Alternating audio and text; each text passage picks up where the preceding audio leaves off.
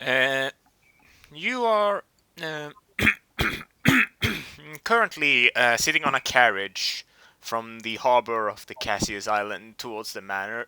Your boat, the boat that you and a couple of other people were on, actually got delayed, so you're a bit late.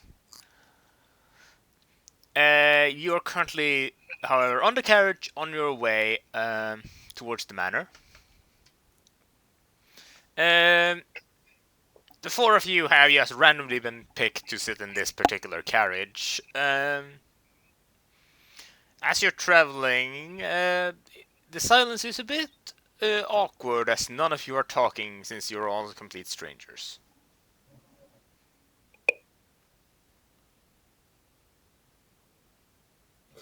Nutkin decides to go foraging to see if there's any scraps of food on the floor. The squirrel sitting on the poor looking man's shoulders kind of scribbles down past his lap and looks between the seat cushions of the carriage. Mm-hmm. And you find But a opened bag of lace chips. give them a smell to test how old they are. They seem to be about a month. I want to use a deduction roll to be precise down to the absolute second. That would be an observation, actually. Okay. So roll a d6. Yes. And then what do I do? So you roll a d6, Mm-hmm. and then you There you go. okay. The luck begins. Okay, I'm gonna just then ask, what is your observation skill? 4. So you get +2. That's a critical success. You find out that these crisps were opened what you by the crinkles of the bag. You assume by someone in his mid 30s with a slightly plump body weight. And it seems that most of the big crisps have been taken, but there are crumbs in the corners of the bag. She says to Dilbert. Dilbert, out of habit, just translates as, this bag has been here for 3 months, 2 days, and 36 minutes, and was opened by a portly young man who clearly did not enjoy this bag of crisps good enough to finish them all, and so I shall. And then Nutkin dives into the bag and just starts eating all the crisps. Also, there's no context to that at all. No, So no, no, no, no. Gilbert just randomly says something while sitting there not moving, and the squirrels just go Yeah, nuts. yeah, exactly. I forget. Did we agree whether or not Arvin understands squirrel? I think we did. Since it's a foreign language. I don't know, did we? I don't remember. I think we did, but just agreed that it wouldn't be a major plot point. Because I don't want to interfere with Sayers' humor. Arvin just rolls her eyes before Dilbert finishes translating.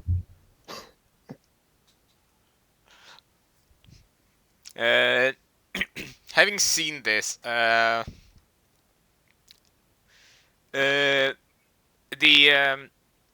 carriage kind of halts to a stop, and you're currently outside of a large 3-floor manor.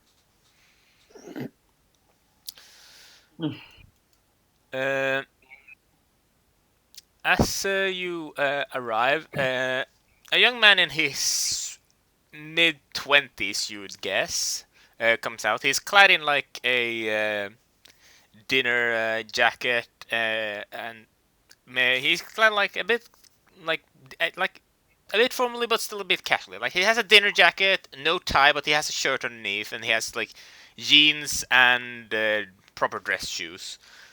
His hair is about short-ish, and it's kind of slicked back. He's golden blonde and wears glasses. He opens the door to the carriage and kind of bows and kind of lets you out of the carriage. Dilbert picks up the Lay's packet with Nutkin still inside, just carries it. Nutkin pops her head out of the packet and goes, "Chee!" And Dibble goes, "Hello." The man goes, yes, greetings. Uh, I suppose you are Nutkin, and you would be the Dilbert translator, as far as I have understood it. "Chee!" Yes, that's correct. Yes, I welcome you humbly to my father's party. My name is Anders Greve. I am the son of Thomas Greve, and the party started just about half an hour ago, but you should be able to sneak in without problem. Dilbert nods and Nutkin dives back into the Lay's packet. Okay. What about the rest of you?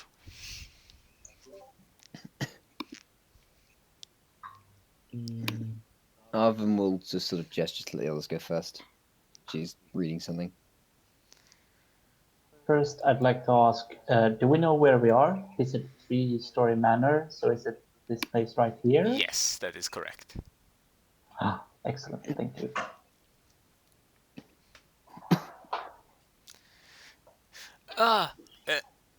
Count Cutback, I assume? And he kind of looks over to the German-looking man in the carriage. Yeah. Greetings. I suppose you. He kind of looks around. I suppose you have your invitation. Yes, and I hate being left waiting. Yes. Feel free to enter. I enter. Okay, you follow Dilbert and Nutkin in.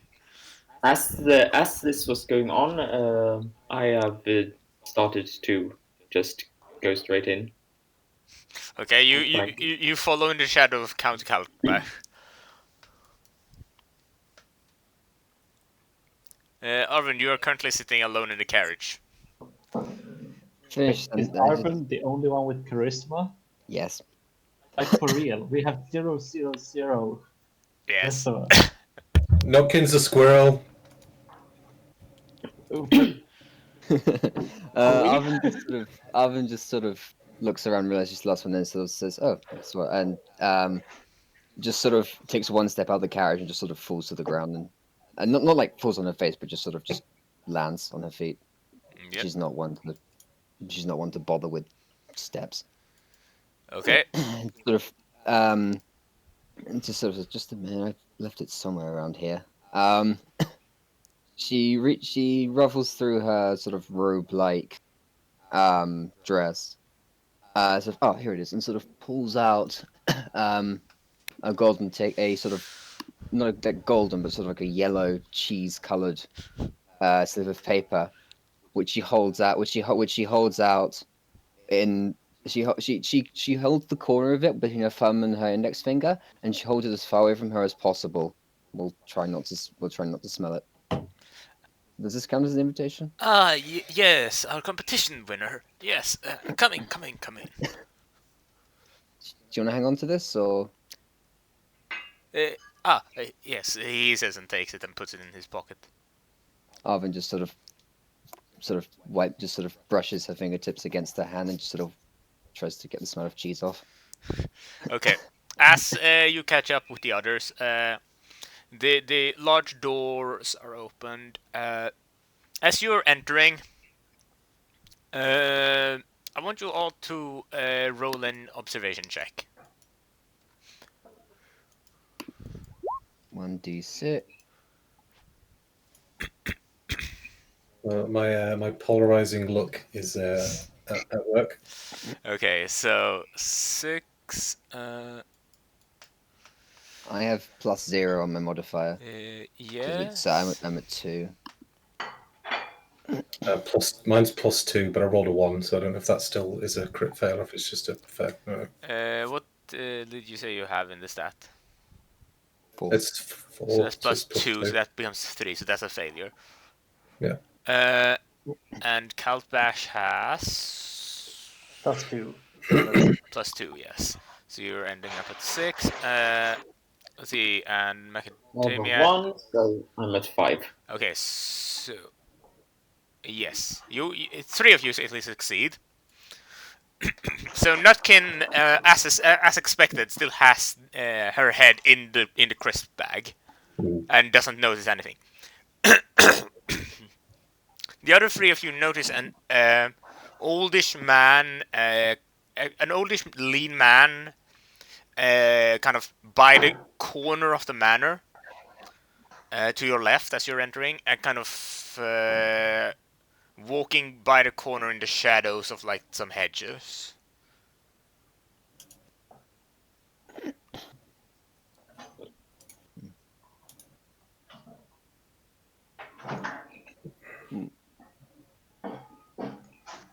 Is there? What does he look like? He looks kind of a bit strange in that he is wearing like a suit, like a proper like tailcoat, Mm-hmm. but he's also wearing overalls as pants and rubber wellies. He also has big pink rubber gloves and a round hat. Did the guy who was outside follow us in? No, he kind of just went around the corner of the manor. Okay. So turn back and see he's not there and think, ugh, and sort of look at this guy and just sort of.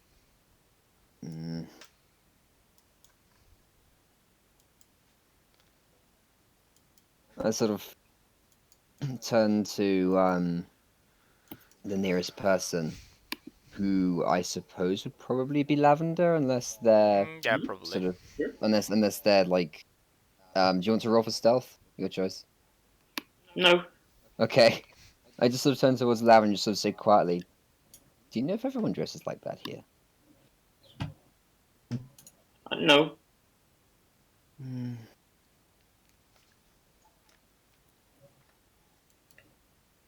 Who's serving cheese doodles? Noticing how confounded some of you are, Anders kind of, oh, don't worry, that's the gardener.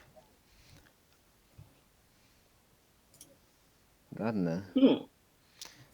Yes, gardener and our family's butler. Ah, that's why he's wearing 2 outfits then. Does he have I the full walk butler up to outfit? them, to the garden. Yeah. The gardener has gone out of sight at this point. Yeah. Can I follow them? Yeah, I guess so. While this is happening, I ask, does he have the full butler outfit underneath the gardening equipment? Yes, he's currently wearing that while he's preparing the fireworks. Fireworks. Ah, I see. Of course, yes, I've forgotten what day it is. Ugh.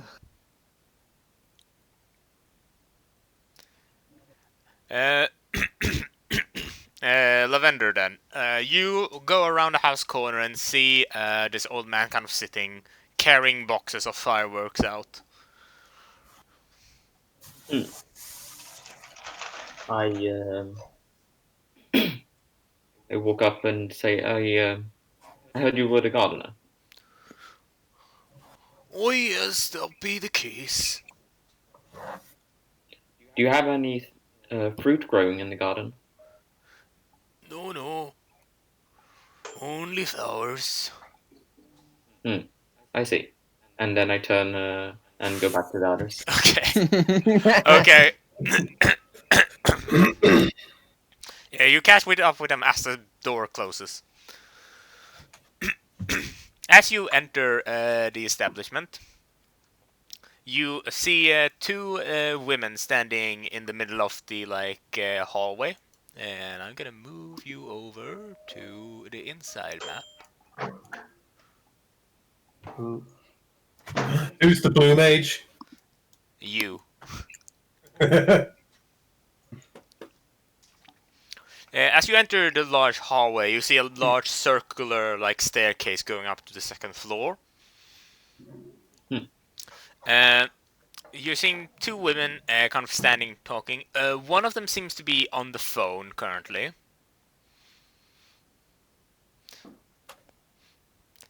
As you kind of come in, the woman who isn't on the phone kind of gives you a little subtle wave, and the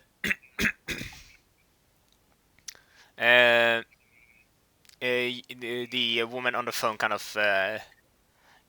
finishes off her call and puts her phone away.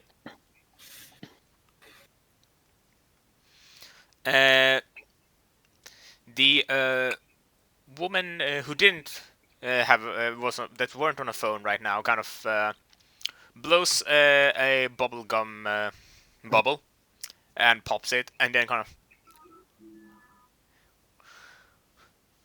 oh, since we have some late arrivals. Yes, the boat was delayed. She kind of holds out her hand, like to shake with whoever is first. It should probably be. Assume we're in the same order as before. That would probably be Dilbert. But Nutkin jumps out of the lace packet and holds out a paw. She shakes the Nutkin's paw, kind of, and while she introduces herself, she looks at the rest of the group as well. Name's Daisy Johnson. Advertise my name and for the she's man.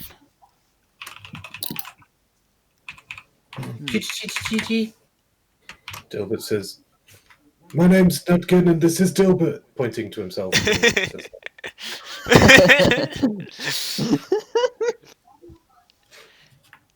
And you're just as much of a ray of sunshine as I've heard.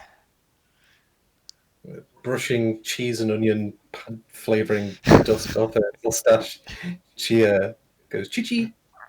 Okay. It's a fake mustache and, Yes. and a monocle. So, and she just begins twirling it. Well then, and this, and she kind of points to her friend, kind of. Yeah. Hello, darlings. My name's Pamela Meggiano. You probably have heard of me. And she kind of Oh god. points at her t-shirt, which seems to be like classic YouTuber merch quality t-shirt.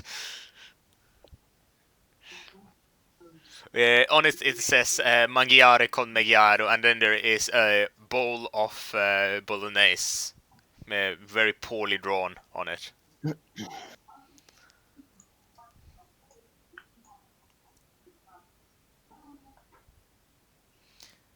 Does anyone do anything at this point? The count becomes upset. Okay.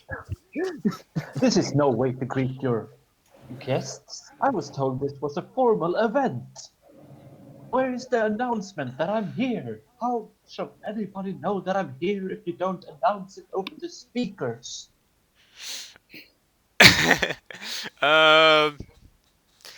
Roll me just a d6 for luck.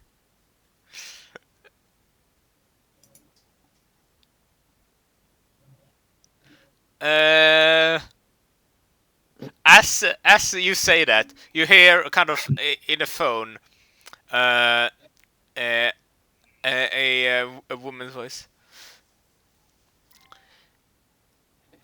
Announcement. I would like to make our guests knowledgeable that a great member of the cheese business has arrived to grace us with their presence. Their name is Nutkin. GG. This is no way to treat the count. Arvin sort of pats him on the shoulder and says, Well, think about it this way. Perhaps they're going to do a bigger announcement for you later once you go inside and greet everybody. It would be a waste. It would be surely a announcement over the speakers isn't enough for one such as yourself. That must be the case. Yes. Come on. Did you need to Numpkin, roll charisma?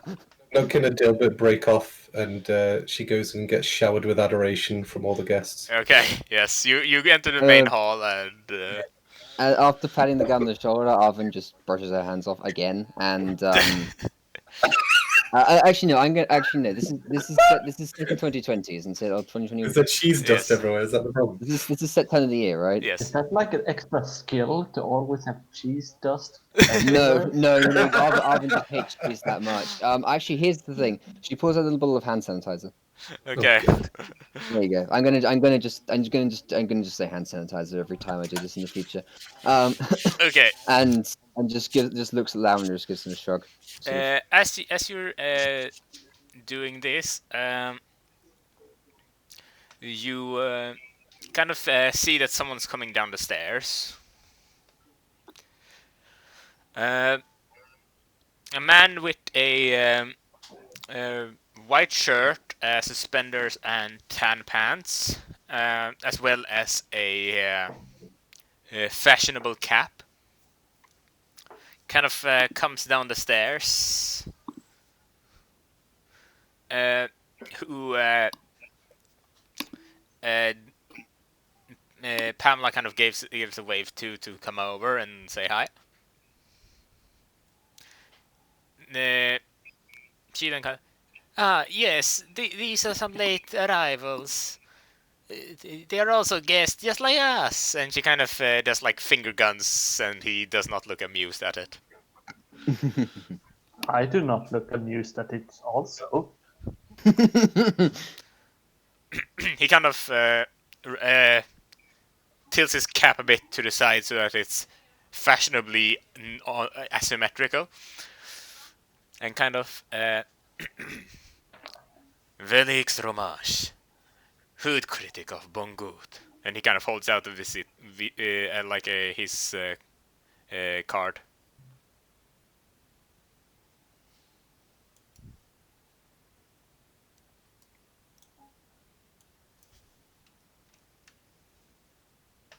Arvin's too far away to take it without looking awkward.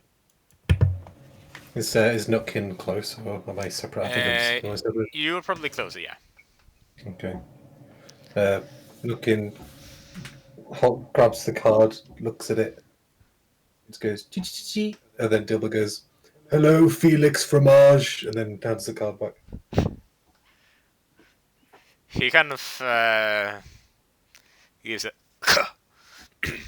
and then kind of corrects his hat again.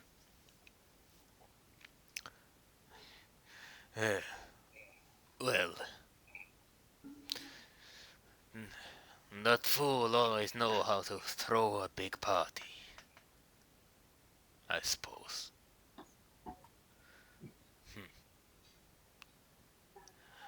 Well then, as he kind of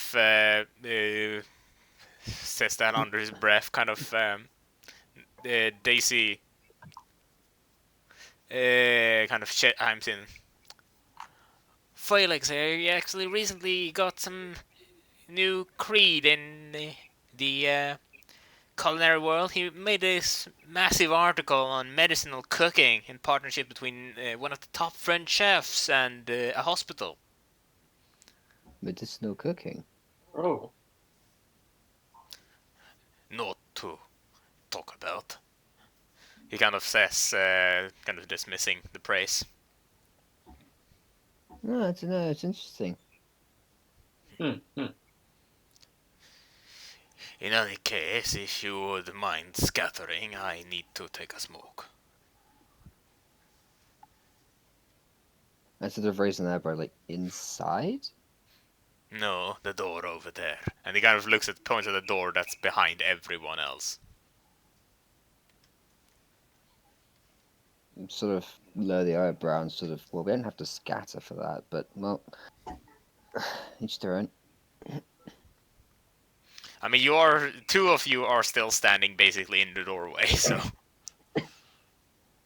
I mean, the door looked wide enough for 3 people. Sure. In any case, he kind of makes his way out.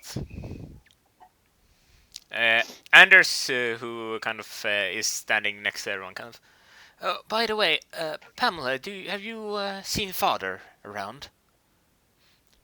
And she kind of responds, "Ah, yes, I was just on the phone with him. It seems he's still in his office." I see. Yes, he's probably testing the new samples of the cheese.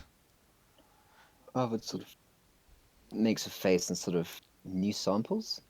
Yes, my father has been trying to come up with a new brand of cheese recently. I just brought a new sample of experimental cheese test from the factory just a bit before your arrival, actually.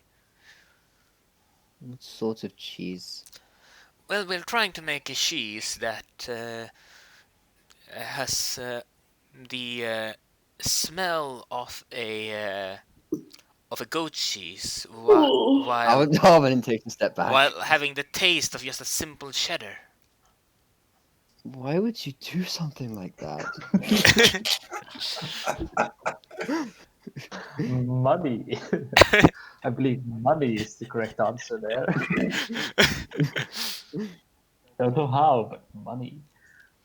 Arvid just looks like visibly appalled at this.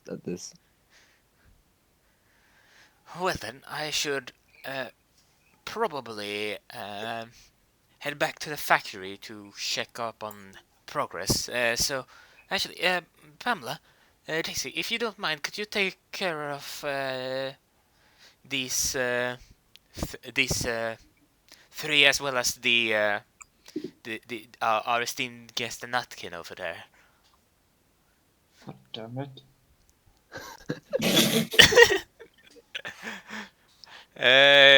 They kind of nod, and Anders heads out to back to the carriage.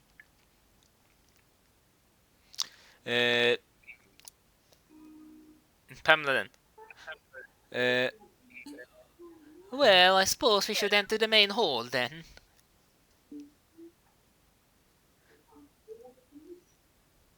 And she kind of turns around and starts heading after Nutkin.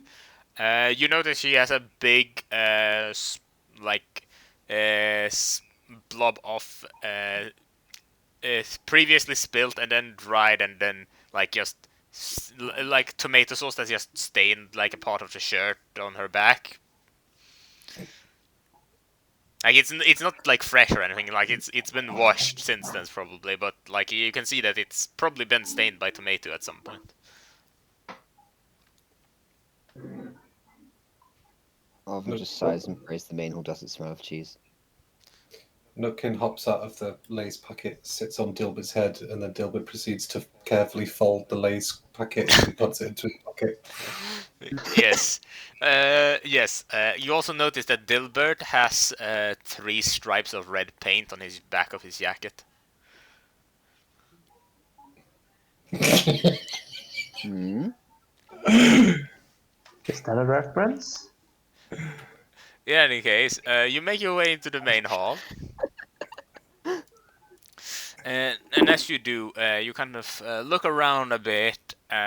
There's people like kind of walking all over the place, like kind of taking champagne glass and stuff.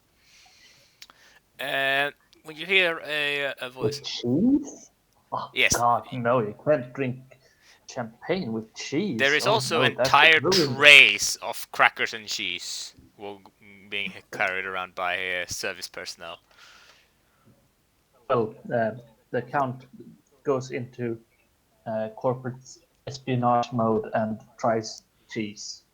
Okay, Tries to find the experimental cheese if there is any out already. you can't see any new type of cheese, no. Nutkin would like to try and find her cheese, her hazelnuts. Okay. Try and use a observation check. Counts as foraging. Okay. So is this the D4 roll instead of the D6? Is that how this works? Yes, because you have expertise in it. So yes, you get to roll a d4 instead. There you go. 3, and then yeah, It's that's 2. plus. So that's a 5. So yeah, you immediately just hone in on a tray with hazelnut cheese. Is it within leaping distance? Yes. Okay, Nutkin leaps off of Dilbert's head and lands on the tray. Just starts eating the hazelnut cheese. Yes, the tray is put down on a table. Yeah. Where you can see a man in his you get somewhere in like his late 40s, early 50s, kind of. Oh yes, and he kind of the count, and he kind of waves the group over because he sees the count. Finally, some recognition. Alvin just has her face buried in her robes. Is there any fruit inside? There's no fruit on the table, no.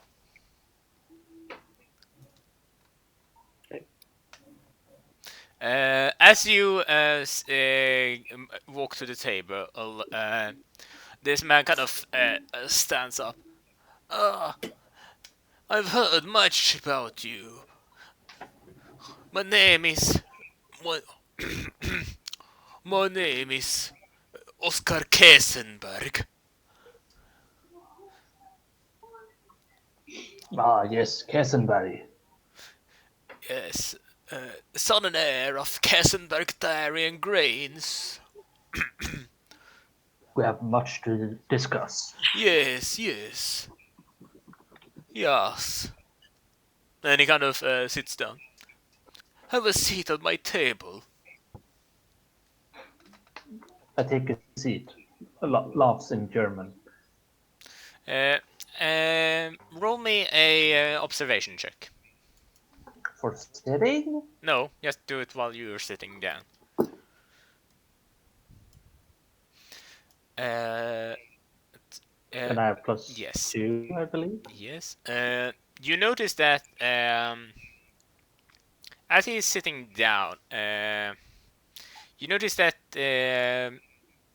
the hand he kind of stretched out to kind of greet you, it does seem that his nails are in kind of bad condition. You'd hazard a guess at him being a nail biter or something like that. Or poor.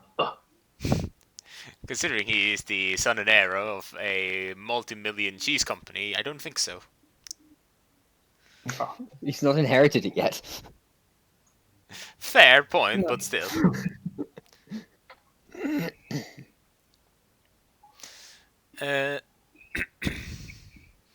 Anyway, you kind of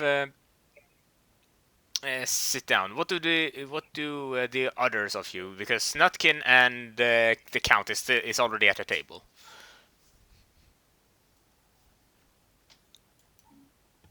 You see Nutkin's cheeks slowly becoming more and more plump. Yes. She's doing what all foraging rodents do. Grabbing her cheek pouches full of food. Full of hazelnut cheese. Yeah.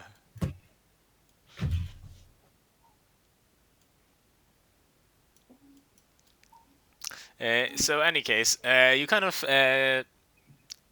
what do Arvin and Lavender do in this? Arvin's just trying to not smell things at the moment. She's kind of like recovering from the initial wave, so Lavender could probably go first. Well, looking around if there is any fruit in sight anywhere. You can't see any fruit in sight, at least.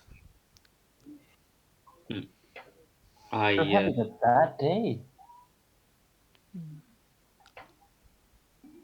I guess Daisy followed us as well. Yes. I turn to her and say, "Where's the fruit?" She kind of looks puzzled a bit and kind of. Oh yeah, you mean that? And she kind of looks over the crowd, kind of grabs a tray of one of the service personnel. Here you go, apple cheese. No.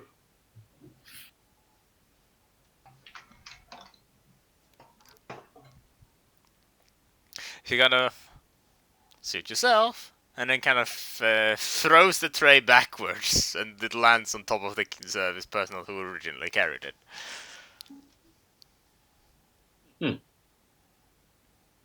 Where did you learn that? You know, basketball back in college. I see.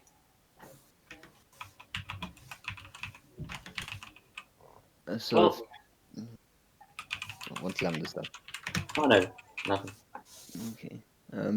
Arvin just sort of turns to her and sort of says, by the way, what's the plan for this evening? Like, what have we got scheduled here?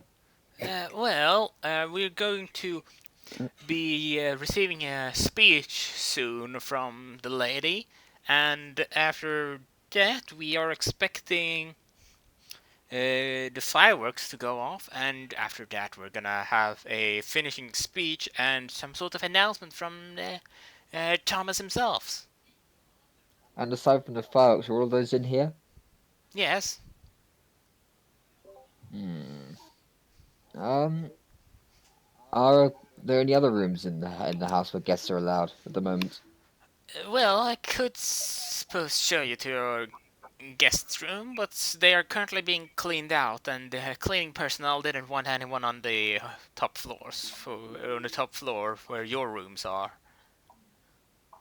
I sort of playfully tilt my head and sort of say, and I sort of playfully tilt my head and say, I'm sure they wouldn't mind. She kind of. Last time they found bubblegum under one of the chairs in the conference room. They kept nagging about it for a month. Just raise my eyebrow. One of them again. Just, Uh, well, in any I'll, case, I'll, I'll just gonna blag her way upstairs out of the cheese room. So, you kind of try and make your way out of the crowd. Meanwhile, Nutkin and the Count, you kind of talking about she's with the Count via Dilbert.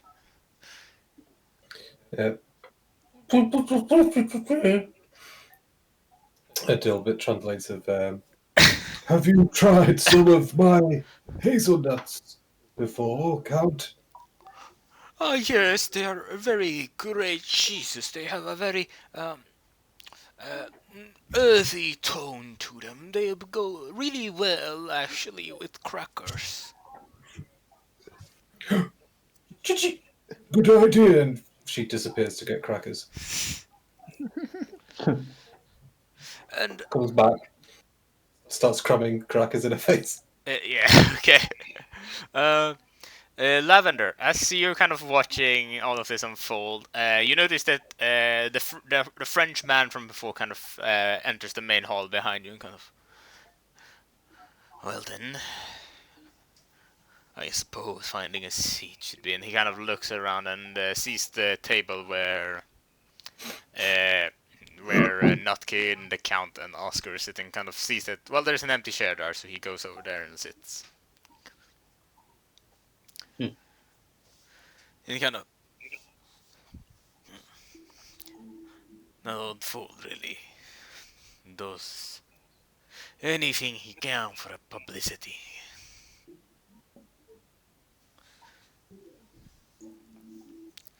Uh, as this is happening, you kind of uh, uh, hear like a whistling sound, like a kind of sound.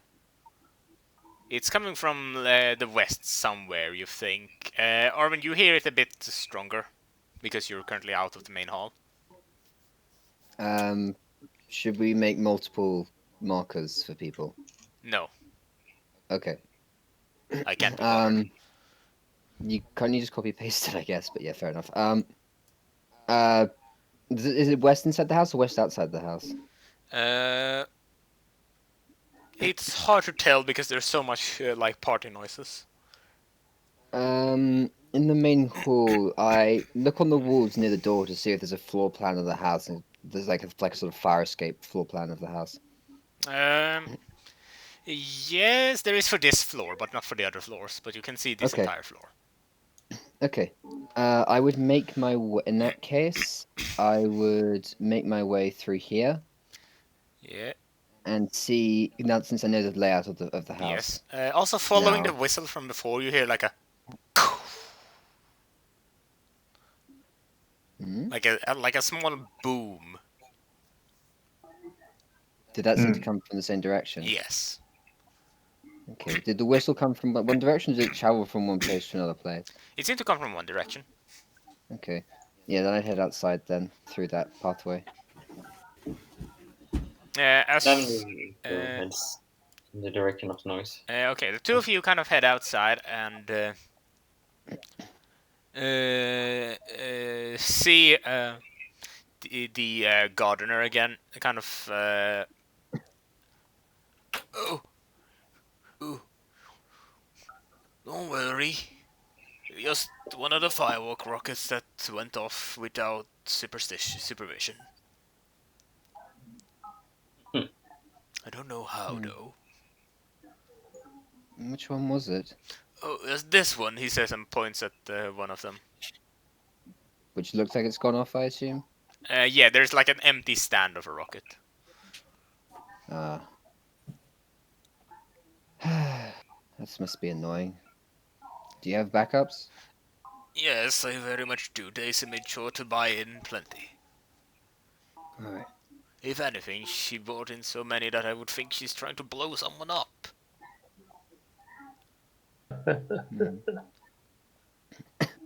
Sort of Alvin just sort of thinks to herself, well, she can blow up the bloody cheese factory for all I care, but doesn't say anything. Meanwhile, inside, you're currently in your kind of discussion as you were talking about crackers to cheese and stuff. As you do, a woman in her, roughly you'd guess in her 40s, kind of walks up to your table. Yes. I assume that you've been acquainted already with Mr. Kessenberg, Nutkin, and you must be... She kind of looks and then... Ah, yes, Dilbert the translator. That's right. Nice to meet you. Well, I suppose greetings are in order. My name's Mia Grave. I'm Thomas's spouse.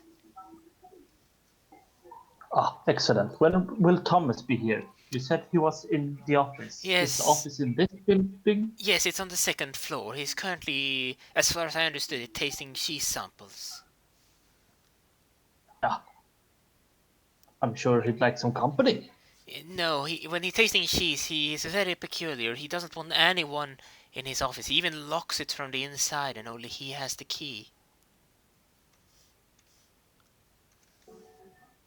Ah, nonsense. Thomas and I are good old friends. Nutkin would like to do a deduction check on that information.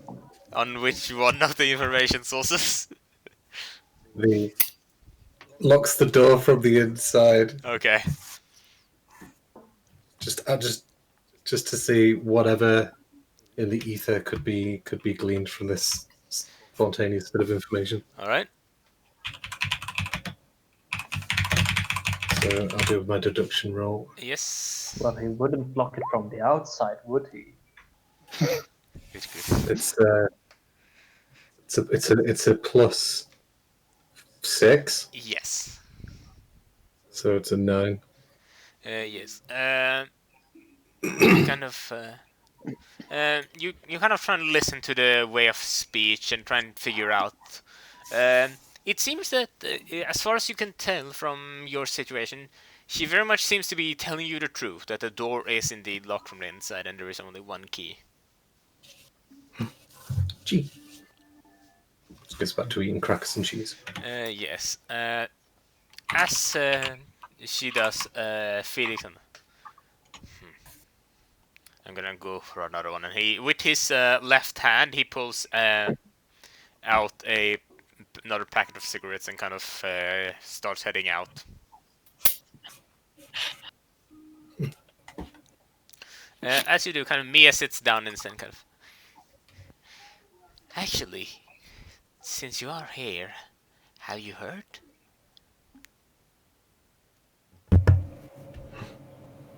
Heard Looking what? at his No. prick up. You know, Tell us this instant.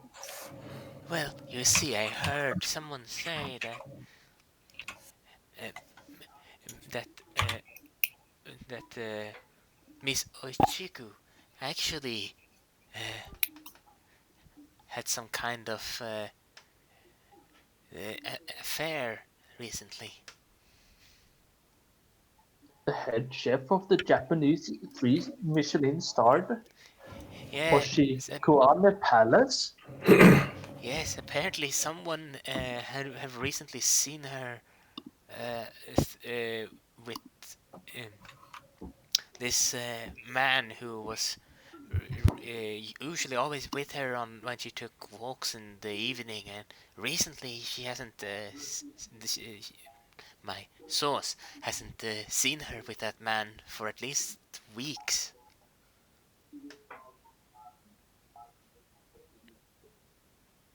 Now that is some juicy gossip, almost as good as my cheese. Remember to buy my cheese. As she finishes that,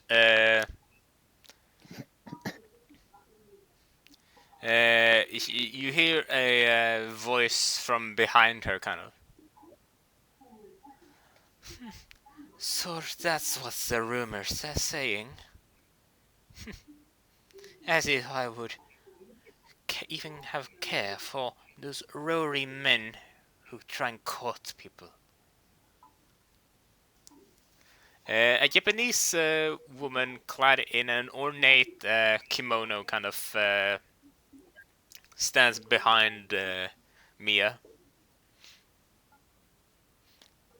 If anything, I heard that someone actually had a little flirt with another member of the culinary business, and she kind of nudges me on the shoulder with her elbow. But she nudges you. You being who? Well, let's just leave it at that for now, she says, and kind of puts down a card on the table and slides it over to the two of you. You see, I am actually here on business. We are looking for a new supplier of cheese for the new year, as our old supplier unfortunately has gone into the ground.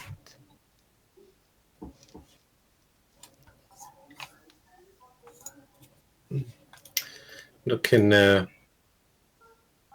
pauses from eating crackers and cheese and says, G G G G G. And Delbert goes to get something out of his pocket and goes, my business card. I see. Accidentally handing her the Lay's crisp packet, and then looking kind of grab it back, like, Gigi! Like, oh, no. Then goes, my apologies. Grabs the business card and holds it in the traditional Japanese way. Yes. She kind of picks it very swiftly and resolutely. And I suppose that I should be keeping all my doors open. May I have your card as well? And she kind of looks at the count. Oh, well, of course, you'll need my card. Do you have a card to And hold? then Uh, yes, if I do have a card, I'd like to give it to her. Yes. But also, I'd like to do a charisma roll as I talk about her sexuality, because I question, are you one of those lesbians then? Oh, good grief. Arvin sneezes outside. And I rolled a 3 and I have -2, so that's a 1. She She is not a lesbian. she kind of looks at the count and kind of. You know, Count. Sometimes women like to keep things secret, and sometimes if you poke your nose too close, a blade of cold steel can sever that.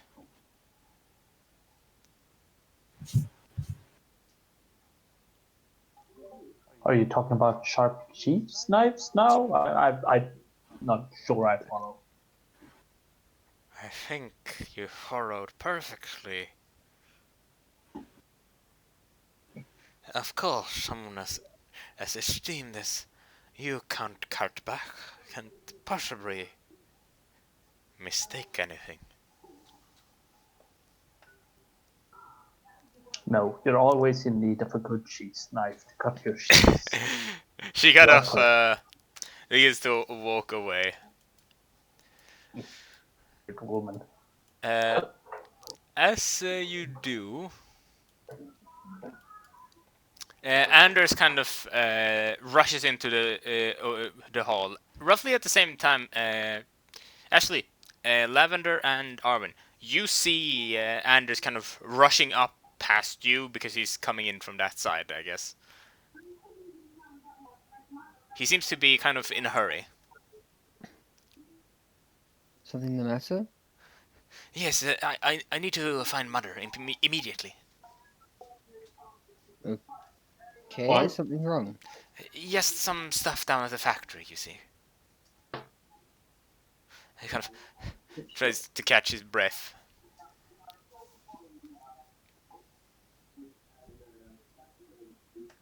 He seems to have run quite a bit. Stuff.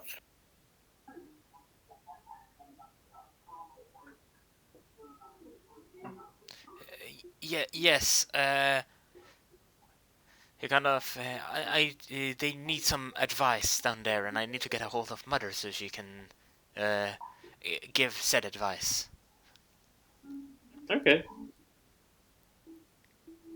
Well, then go to her then. Would you mind helping me search, perhaps? Yes. Arvin just sort of. All right, just let's not go back. I didn't just. I'll keep away from the hall if that's okay. I see. You make your way inside, and as you enter the staircase, you can kind of he kind of glimpses Mia inside the hall, and kind of wait here. I'm just gonna check the main hall. I think I saw her, and he kind of rushes in. Meanwhile, in the main hall where you two are sitting, Anders kind of runs up to the table and kind of, dear Mother, the factory, they require your consultation. And she kind of goes, oh, what now? And apparently they needed some consultation, but you see, they they wanted uh, some information on how the new cheese process was being carried out.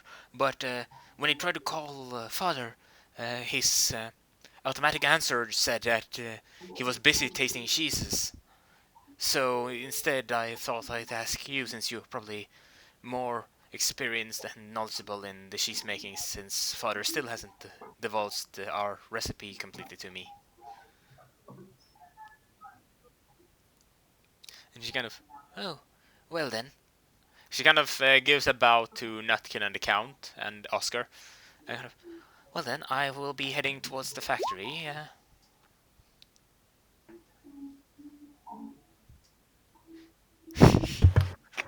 So I suppose if I do not see you before then, I suppose I should wish you a happy new year. And she kind of struts away out of the hall. Uh, Meanwhile, Anders kind of actually thinking about it. He kind of turns over to Pamela, who is somewhere in the main hall. Kind of, Pamela, you said father was in his office when you were on the phone with him before. Uh, yes, he was. He usually doesn't take this long.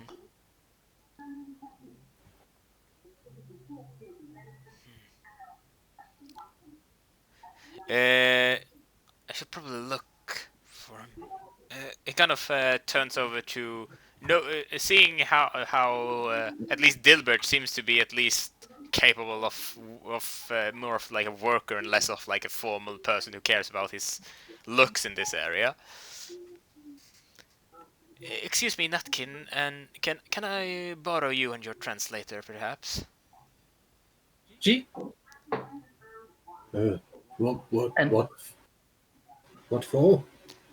You see, I need someone to probably check with my father, and I was thinking perhaps either you can climb and look through the window and maybe see if you can see if he's still in there. Nah, I'll just go knock the door, the Count says. We're old friends. He'll open for me. Any case, Nutkin, if you and your translator would come with me to the window outside. God damn it. I mean, he doesn't say you can't go and knock. Yeah. Yeah, I go upstairs to knock. You go upstairs to knock, so Anders Um, and everyone else kind of comes out of the main hall. I see them coming out, and I just sort of, I guess they're in there after all. I guess I just ask what's happening, get a quick rundown. Sort of, I'll go upstairs with the Count. Okay, so you go upstairs with the Count. Lavender, do you also follow upstairs?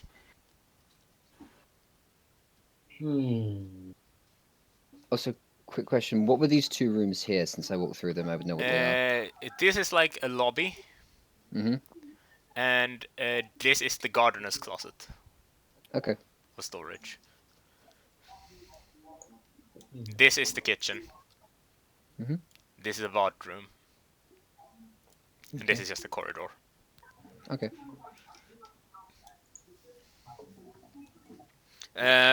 Okay, so as you're gathering in the hallway, Felix kind of enters back in after as he's putting away what seems to be a lighter with his left hand into his pocket. What's the deal? Why is everyone here? And these accents are going all over the wall at this point. Sure, fault. Yeah, I've given up on the German. Yes. He kind of gets he kind of, well, we are childhood friends after all. I should probably follow along. And he kind of heads upstairs as well with everyone. Nutkin, can you roll me how do you want to get up to this window? I shall use my observation skill to see the best way to climb up. Okay.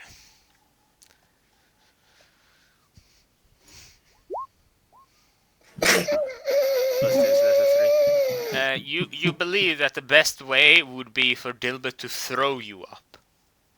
Okay. So I am going to assume that Dilbert rolls on my physique value. Yes. Okay, that's fine. So Nutkin kind of just goes to Dilbert and he goes, "Are you sure, Miss Nutkin?" And Nutkin's like, "Chi-chi." And he goes, "Okay." And then he kind of rolls up into a ball gently and then takes a step back and then just goes, "Ah!" and throws. Uh, -1! you hit the window mustache first. As you look in, however, what you see makes your Nutkin blood cold. You see a man in a white suit laying splayed out on the floor, face down. Okay. She kind of scurries to try and stay on the window as she's helplessly sliding down the glass. Yes. It's like, it's like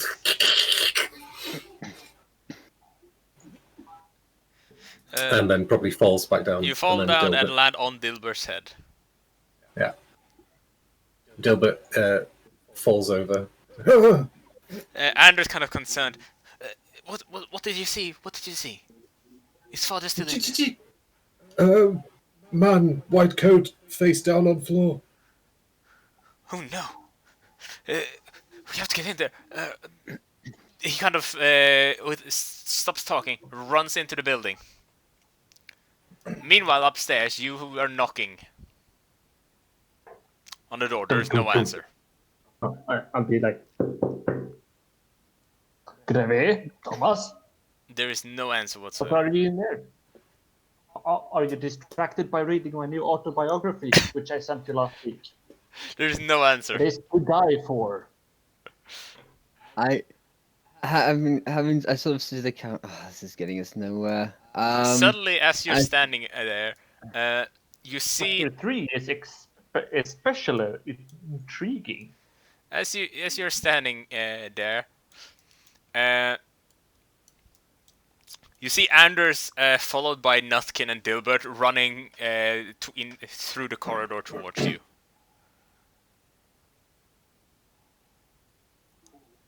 He kind of, excuse me, dear guest, but please make way. I'll make way. Roll to bust down the door.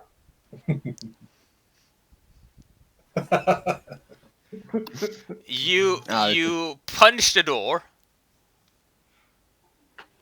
and as you punch and nothing happens, Anders tackles you in the back, using you as like a lever to bust the door down.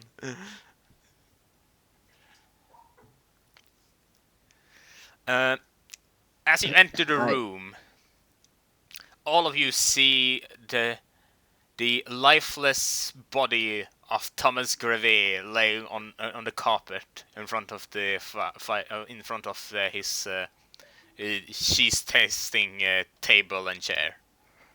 Gigi! Dilbert says, shocked Pikachu face. Alvin immediately says stop, and I want to use a spark of imagination for this. I want to roll an observation check Okay. to determine if there's any blood, or any other hint of what the weapon could be, if there is a physical weapon. Okay. Whether the cheese board looks like it's been eaten, Yes. so it could potentially be poison, and whether or not there's anything on the walls that looks out of place, like Alright. a book that's like hot, that's like 45 degrees out. Okay. For Give secret me compartment or something like that. an observation check with a spark of imagination then. That's a 0, so that's just a flat 2. Yes. How do the sparks work again? Spark of I don't imagination allows you to try and kind of figure out stuff, basically. Yeah, so I'm essentially trying to use the check and then using that information to sort of figure out. You don't get that much information because of the result, but you do notice that there is indeed the cheese is almost completely eaten. Mm-hmm. And that's it. And there's not really anything else you can see of notice. Yeah, I just don't. I wanted to get that done quickly before anybody touched There is anything. no blood or anything. Okay, I just wanted to get it quickly before anyone touched anything. I just say, don't touch the cheese. It might be poisoned.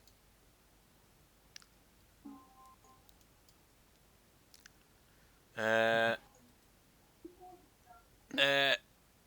Anders kind of goes, "Oh no, father!" And kind of, as he kind of shocked, Felix, he kind of turns around, grabs the phone, which is here. There's a phone here in the corridor. Mm-hmm. He grabs it and calls the police I'd like to roll. and the ambulance, of course. But I'd like to roll a observation roll to see if Thomas has the book okay, on either his desk or okay, his bookshelf, yes. because my face is very important to me. Yeah. Yes, your book is being used to prop up the table he was sitting at. God damn it! I was expecting the trash can actually, but that's a better one.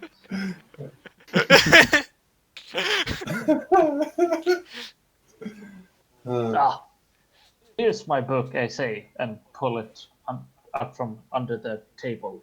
The table falls over the dead body. What was on the table? A tray of cheese.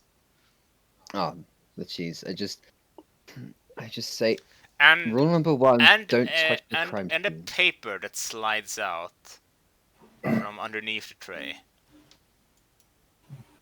Looking would like to observe this. The paper seems to be some sort of will, but it's very I hastily. failed. Okay, the paper seems to be a will, but it's very hastily written. But it's you can't really read what it says because of how badly written it is. Arvin will notice the will and will sort of step in such a way that doesn't dislodge anything else, but also blocks people from getting to the paper. And without touching it, Yes. she will try and read it because languages. Okay. What do I need to roll? Observation again? Deduction. D4 for languages. Yes. Give me a deduction. Deduction, that's just a 3, so that's a pass. Yes. It's written in German, Yeah. and in short, it basically sums up that it's a state like, if I, Thomas Grevet, would meet an early demise, my entire company will be sold to Oscar Kasenberg and become a part of Kasenberg Daring Grains. Is it signed? Yes. Is it signed by more than one person? It's only signed by him. So there was no other witnessing party? No.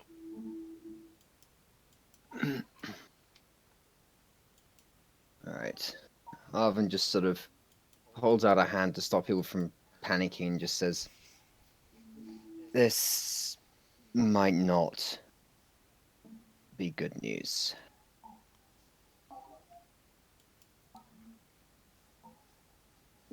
Looking would like to go to where the cheese fell Okay. and make a deduction. A deduction of what? Was there any of the experimental cheese present on this tray? Okay. And I'll use a fortune with this as well. Okay. And if there was, how much was there? All right. While twirling my mustache. Okay. Does that make it a D4? Yes. Oh, baby! Critical success. Okay. by pure chance, Nutkin back in the day of foraging around in the forest, actually found a capsule of a certain substance, and notices that while the experimental cheese isn't really anything strange to her, this substance should not be here. She should not be noticing the smell. Chi-chi! Dilbert's like, On the cheese, a weird substance. on the cheese, like not much, but like small traces. You notice the smell of cyanide. Chi! Cyanide! So he was poisoned.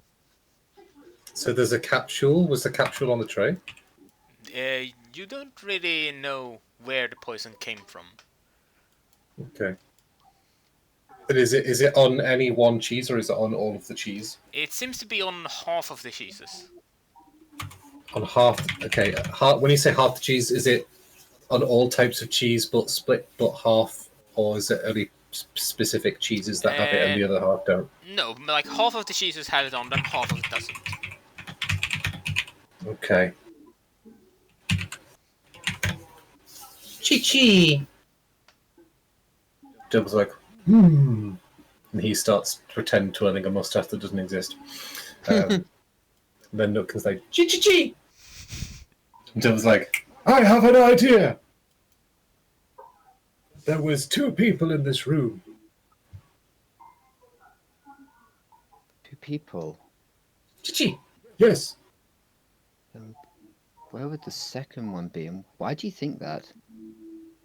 Chi-chi-chi-chi-chi! Because only half the cheese had the cyanide on it.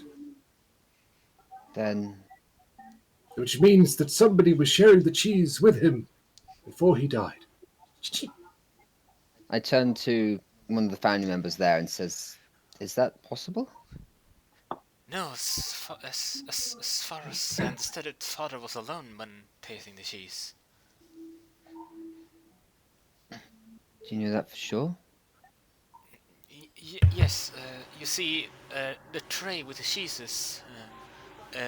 I was the one who brought them in from the factory, and at the same time, as I did, Mia and Felix here just finished having a cup of tea together with him, and he asked us all to leave the room for him to taste the cheese.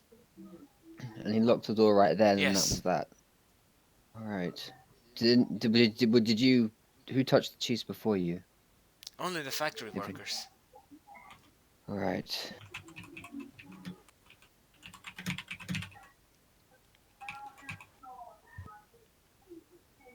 I. He kind of he's kind of like he's not like sucking his thumb, but he's like biting his thumb to like calm his nerves. Who is? Anders. Okay. Sort of. I look around the room and sort of. Is there any way that anyone could have got in here after he locked the door? No, the windows are reinforced on his own demand, and there's no other way in or out of this room other than this door. Nutkin goes over to the window and has a look at the window. The window is still sealed completely. Okay. Maybe he left a clue in my book. We should probably all read it so we can make sure that if he left any messages, As hidden you're or having your in plain sight, dialogue, it's in my book. as you're having your monologue, 2 policemen enters the corridor and kind of shoves their way into the room. This is suspicious, if not to say the least. Excuse us, but we would request that all you civilians return to your respective rooms while we try and figure out any remains of traces at this site. We aren't. Arvin. We'll So you try go to first. determine if it was a suicide or a murder. All right. Arvin pulls out her phone and takes a photo of the will before Yes. leaving, just to have that as evidence. And just a quick look around the room, just to redetermine if there's anything. Um, you don't can roll for find anything really that strange. You don't find anything strange in the room itself, no. Okay. I roll to take the book with me. Okay. Roll a D6. charisma. God damn it.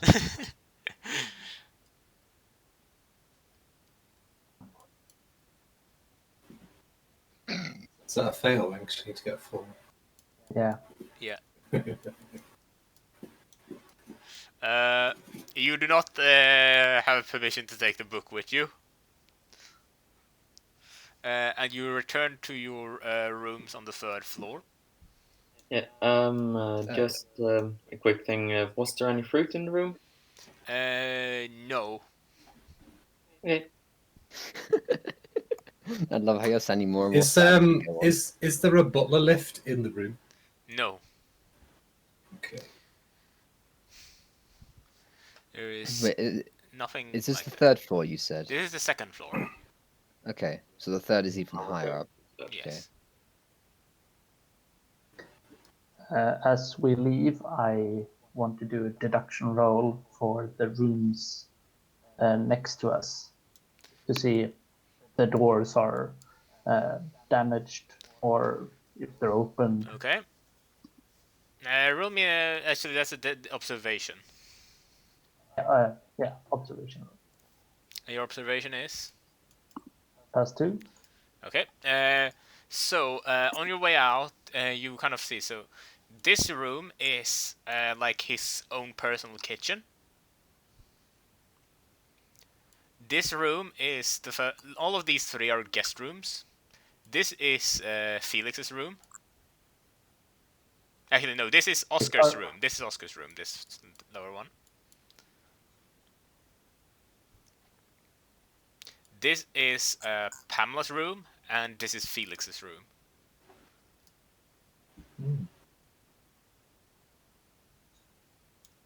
And that one then? There's a toilet. Okay. You get taken up to the 3rd floor, where your guest rooms are.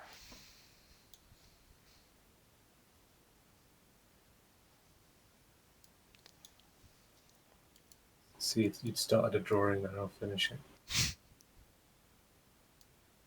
Yeah, I tried to draw a squirrel, but no, it's a horse. Oh, I wondered what you're doing. You're using the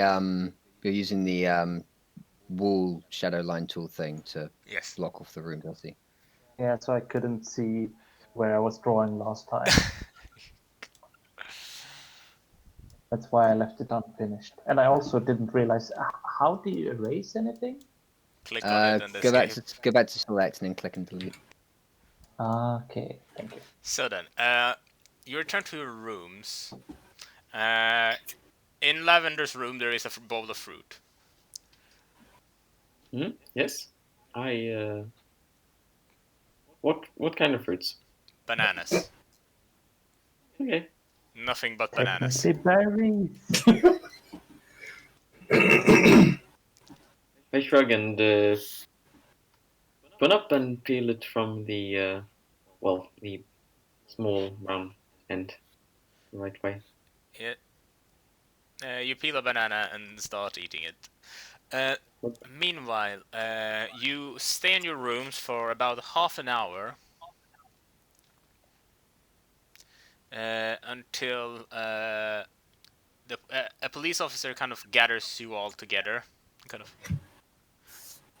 Yes, we have concluded that the death was likely a suicide, which is why he was writing a will at the time of his death.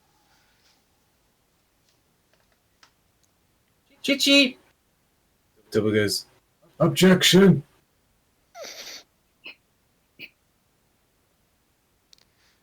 Sorry, but we have no proof that anyone could potentially even be behind it. There is no way else inside the room except the victim himself. Oh, come on, there's clearly something suspicious here. I mean, the Thomas I know, he will never, ever use my book to prop up his table. That's suspicious. I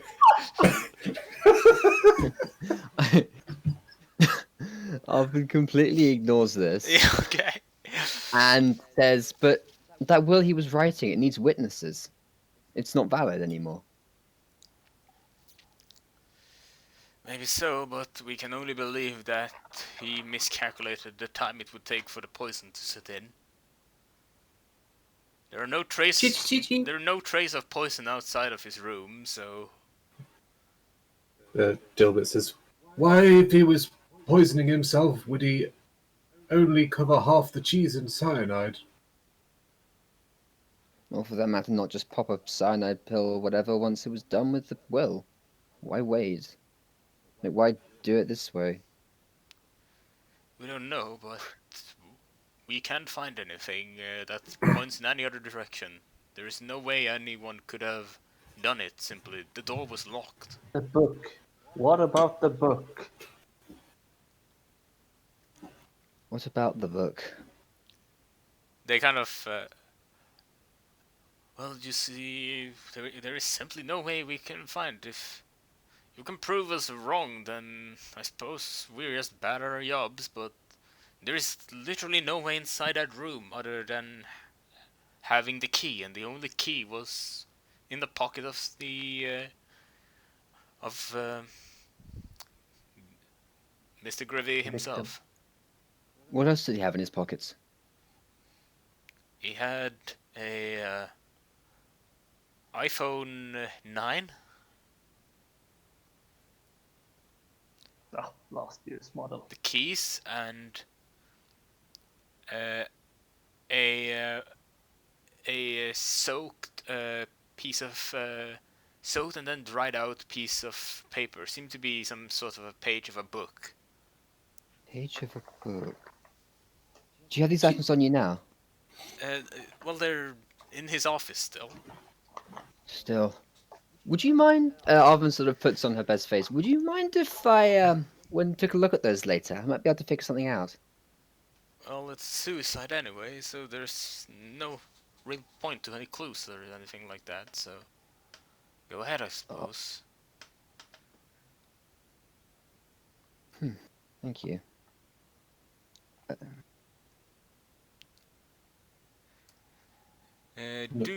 What do you do now? Nutkin would like to go to the kitchen. Okay. The personal kitchen. Thomas's kitchen, yeah, personal kitchen. You head down stairs again. Yeah. In the kitchen, it's very simple. It's very modern though. It's very a hipster kitchen.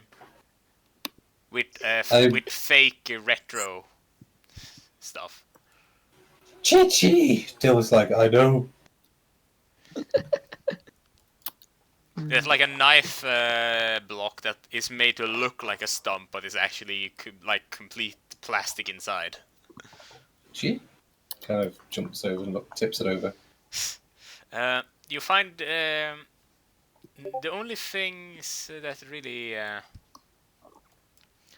the only stuff of note you can find really is that you can see like a classic French kettle.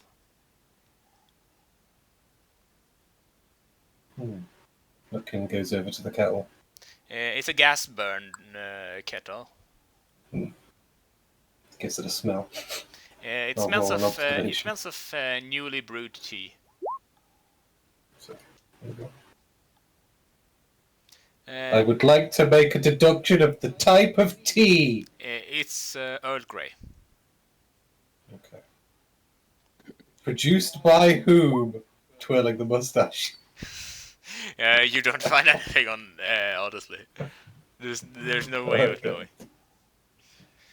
Gee. I want to check the wall that meets Thomas's room. Okay.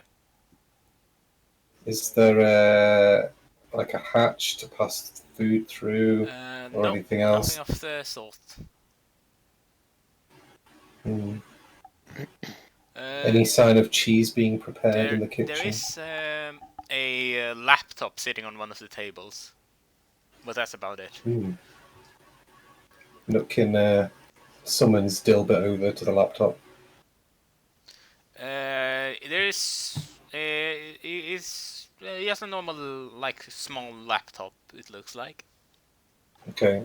Is it locked or can I access it? it seems like password locked. Okay. I would like to use a fortune point and my deduction to figure out the password Okay. Oh no. while twirling my mustache. Let's go. Plus You notice 6. that there is a stain of tomato sauce on one of the corners. Gee. I think back to the Italian woman. You assume that it has to be pasta related. Okay. Nutkin types in what she thinks is the password. That's the incorrect password. However, That is brilliant.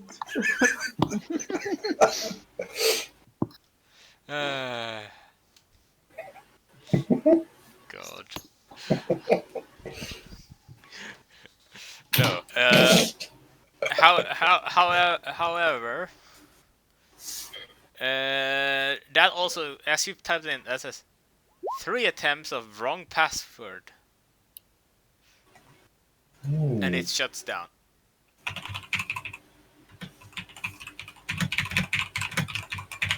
Gee.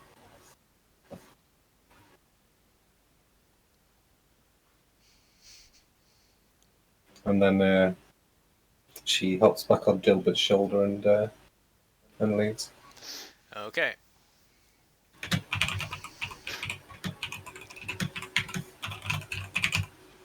What else do you do now as a group?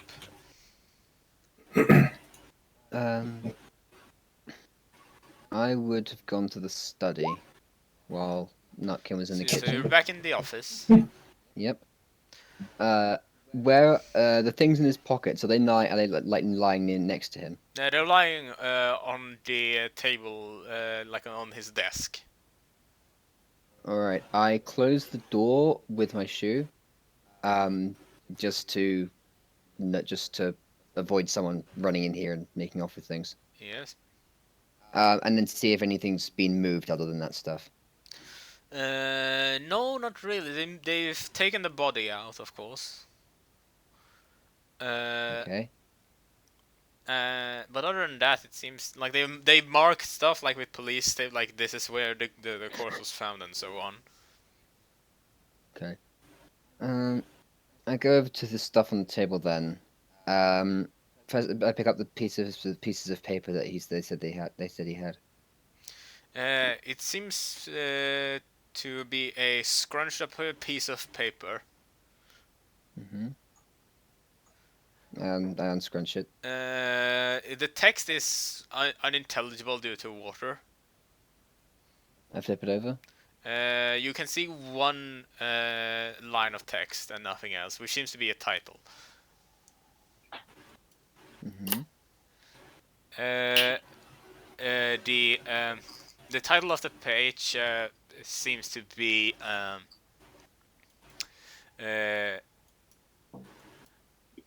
How It All Began, the Swiss Love. Often sort of makes a face and just scrunches it and sort of neatly folds the paper up and puts it in her pocket. Okay. What else is there? The keys, the phone. Did you say there's something else? Nope. Okay. Picks up the phone. The phone has it, but also both the paper and the phone has written on them like a note on next to them that says like no poison trace found. Okay. Does the phone unlock? Oh, not unlocked. Does it like turn on? Yes, but it is locked.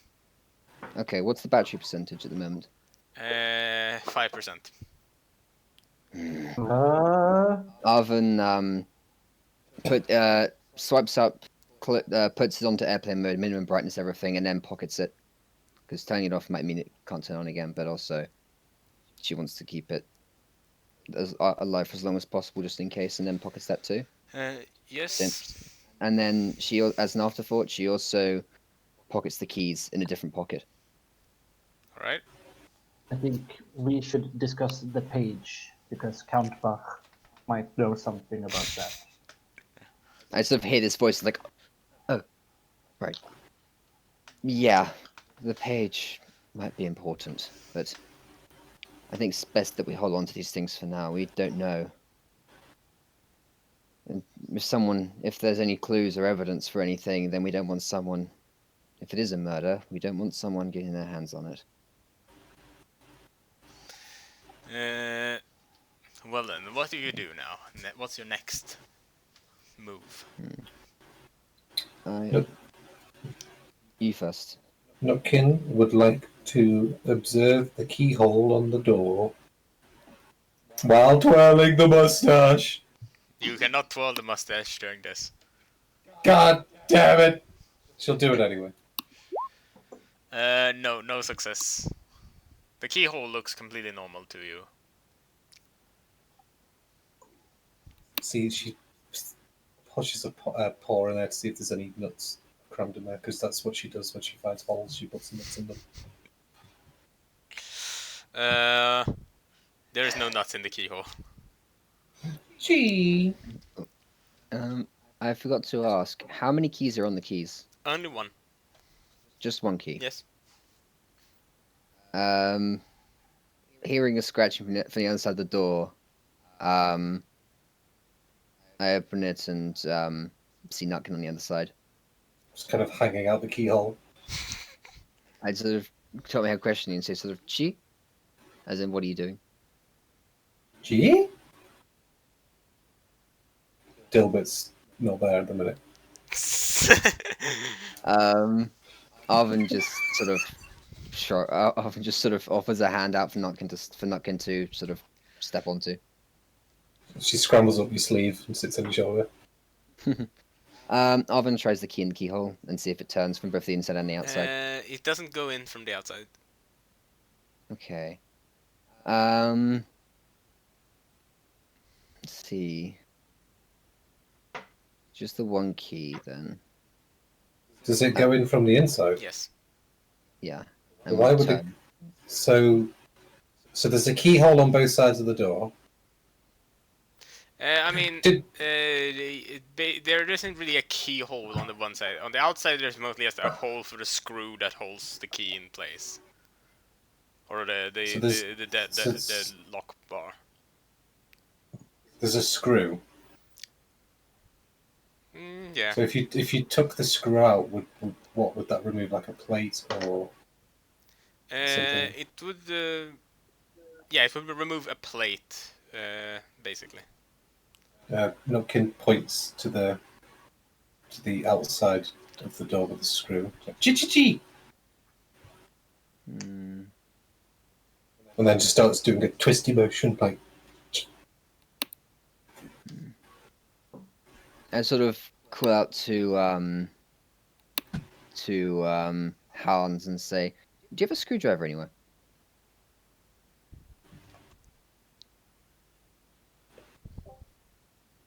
Count. No, I do not. Why would I carry a screwdriver? I'm a guest here. What are you implying? I think we should question Oscar Kassenberg. The will said he would. It said that right, that he would actually gain the fortune. Yes. His outside family. I find that weird. Though I suppose I don't know about you, but I don't know much of the situation here. Whatever family feud might be going on inside. But as to answer your question, the reason you carry a screwdriver is to be able to announce your presence to people who are wondering who need a screwdriver. You can hand them a screwdriver and say, "Here, take this. I can help." She looks simultaneously very done and desperately trying to instill some sense of morality in this guy. As Like even if he has to do it in a very yeah, weird way. uh, you're doing this,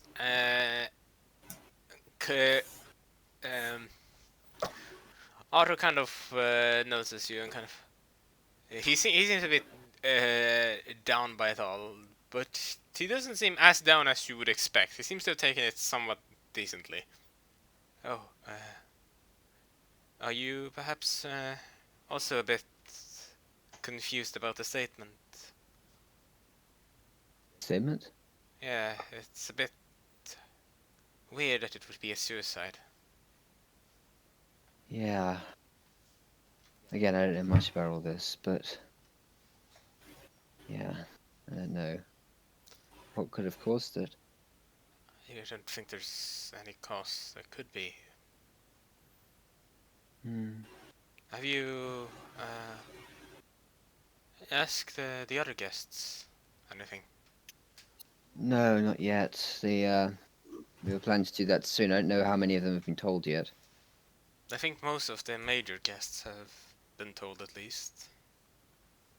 I see. Well, I suppose that prevents any sort of panic later.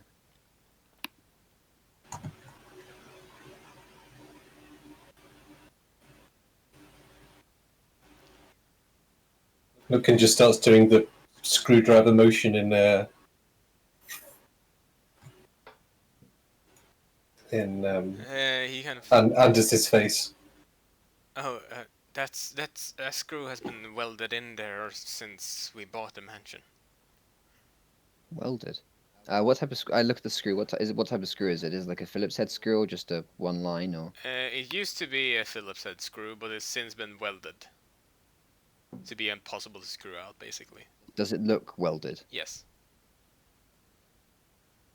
Can I roll an observation Yes. to? Thank you. It's just a flat 2. That's a fail. Yeah, there's nothing you see.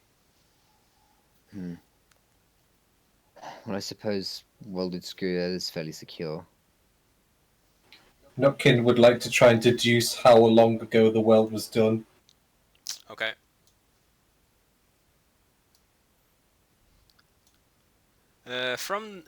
Let's see. Yeah, that's enough with the deduction bonus. Not can bonus. From judging from the weld, it would seem to have been there for at least 3 years. Looking at the wear of the weld. Okay, Nukin just holds out 3 claws. Gee. Hmm. Try to crack a joke.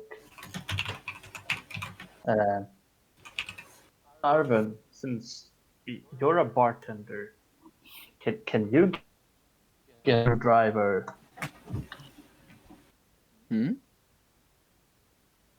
I see what you're doing, but you cut out in the middle of your yoke.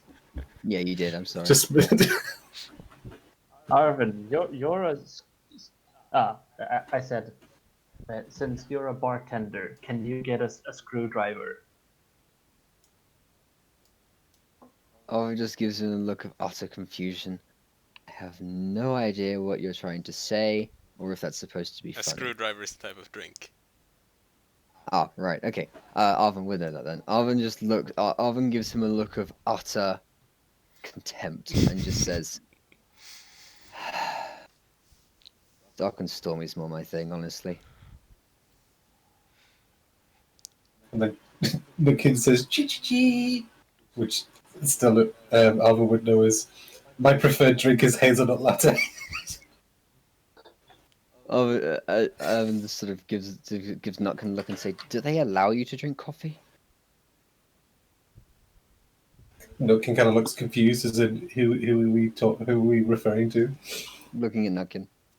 No, as in who are you referring to when you say if Nutkin needs permission from anybody? Well, I just don't know how caffeine. I just don't know how caffeine affects squirrels. Don't mind me. She's a strong, independent squirrel. Yes, but squirrel. She's also a multi-billionaire. Yeah, I know, but caffeine squirrel. Good grief. So then, This is why she's the genius deduction expert. She's just high on caffeine constantly. Oh, God. God. So then, what's your next move in investigating? Yes. Uh, I was thinking, Observation roll. is it okay if while they were over there, I could have gone to try find the gardener? Yeah, sure, I suppose.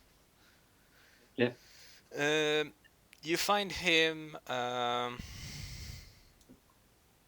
of over on the bottom floor in the garden shed.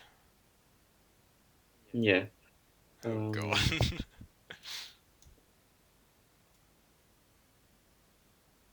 So, what are we cackling at now? I missed that. Is there a drawing happening? No, it's just some things that have been added after I made a comment about something. Yeah. Added to what we're. It's just a corridor. Don't worry about it. Oh, well, that's all been there before. No. Well, last time I looked, it just said just a corridor because I thought. Oh, just okay. That was all added the last time we were on this floor. Nothing else here. No hidden compartments. Just the corridor. Well then, you find him kind of on the bottom floor, heading out of the storage compartment over to the main, to the hallway. um,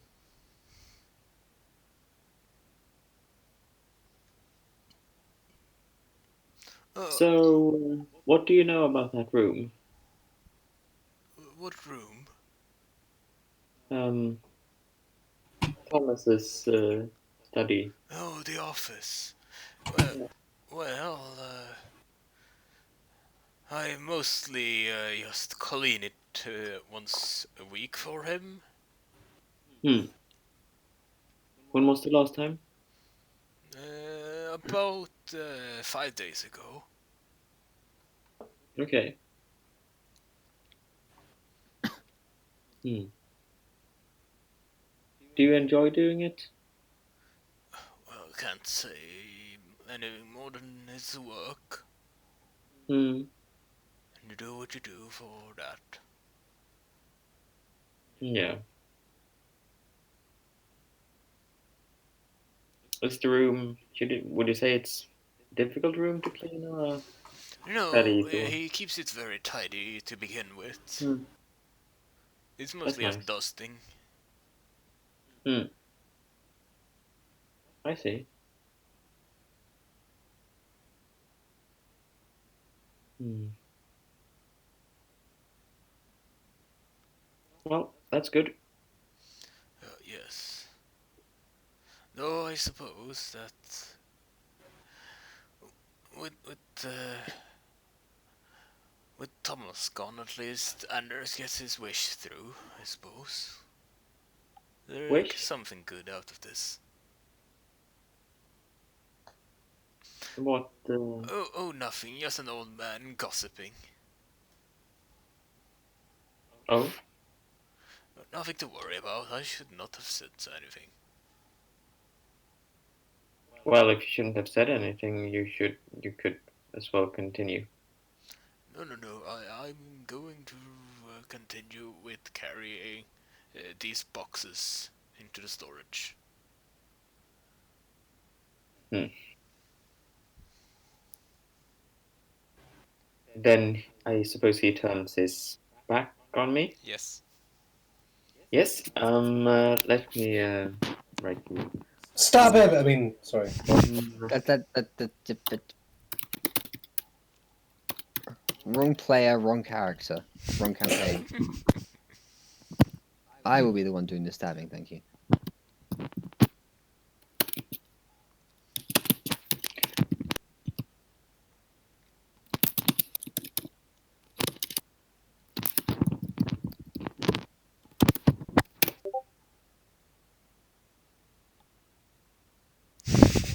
Okay, roll a charisma. Actually, Um, roll either charisma or physique. It's your choice. well, charisma. Uh, Answer me. uh, okay. This is a kind of. But you didn't hear it from me. Apparently, Anders wanted to go to medical school, but Thomas forced him to deny his acceptance letter and instead told him that he would have to inherit a business. Hmm. If I I remember, see. they had quite a big argument about it. I overheard it in my in the garden storage. If I remember, ironically enough, Thomas even said that Anders wouldn't go to medical school unless it was over his own dead body. Hmm. I see. Well, you're fine now, and I put it back in my pocket. Okay. Um, Okay. He kind of walks away slightly scared. Uh, Meanwhile, on the upper floor. Arvin just realized he touched everything and uses hand sanitizer. Okay. Um, and then, oh god, what is this gif?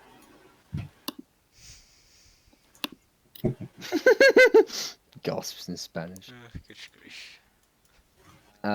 Arvin just suddenly realizes something and says, "I'll be right back," and then she goes off to find the police. So I'll do that later once Alright. Nutkin and she would also offload Nutkin to Dilbel in the kitchen.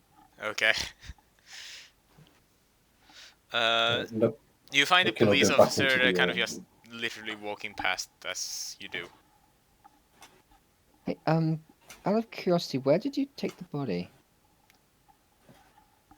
He was taken by the hospital personnel down to the island hospital. Allen Hospital. How far away is that? Like, sort of for a walk. Just about 10 minutes. Right. And on a separate, completely unrelated note, and I roll charisma. Do you happen to have an iPhone charger on you? Possibly a portable power pack. Uh, no, unfortunately, I use Android like any sensible person would. Well, same Oh here. yeah. Well, same here, but yeah. What do you take me for, a Um, hipster? no, I take you for a very sensible person who's definitely not stupidly rich and probably breaking tax laws. Um, but regardless, if you do find a hipster charger lying around, if you could give it to me, I'd appreciate it. Oh, well then. I may need some use of it. Well, since you and your companion seems to have taken to investigating this obvious suicide anyway, it would seem that there were traces of poison the uh, on the body's thumb in particular, on the right Mm-hmm. thumb, and we also find traces on the shoes and on the pencil he was holding. However, all of them were in the shape of a fingerprint of his right thumb. The only other place we found was on a door and a key, but not only on the inside of the door, not on the outside. There were traces of poison on the key. Yes. Have those been cleaned off? No. Understandable. It would be almost impossible to clean off cyanide that quickly. I suppose so. Well, um,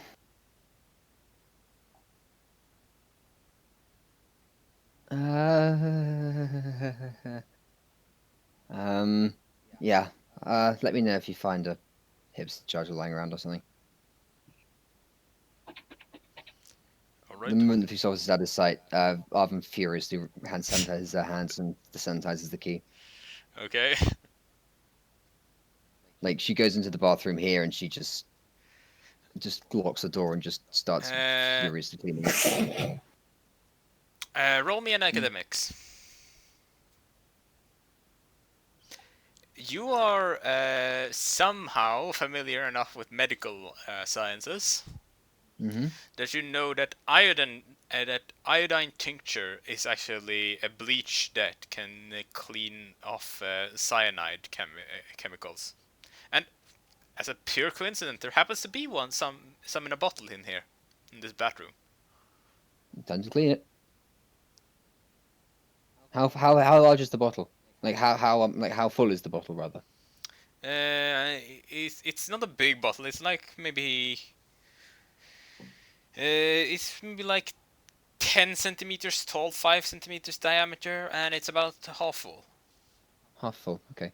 Does it have a date on it of any sort of anything? I doubt iodine expires, but Not really, no. okay. I just clean off the key and then clean my hands again for good measure. All right. Because if the phone didn't have any traces and the paper didn't have any traces, No. then that's fine. And I would also when I use the bottle, I run it under the tap, dry it off with the towel nearby, and then pocket it. Okay. A different pocket from the phone and the Yes. keys. Yes. Like this rope has a lot of inside pockets. Yes. Okay. Well then, Dilbert and the Count, what are you doing in the kitchen? Dilbert and Nutkin are going to go back into Thomas's office. All right. Anything in particular? Nutkin would like to forage in Thomas's desk, Okay. see what she can find. So Okay. this would be an observation, I assume, but with forage. Yes. that right? Yes. Okay. Oh no. Your observation is. +2. That's enough then. Yeah. You find two things of peculiar interest. You find a letter from. You find a letter from a Japanese man. You can't really read the name because it's written in half Japanese, half English. But from what you can understand of the English, it seems that someone is desperately wanting to be sent cheese. Okay. And the other Is thing there a date on the letter? seems to be like a month ago or so. Okay. And the other thing you find is what seems to be a recipe for mozzarella cheese.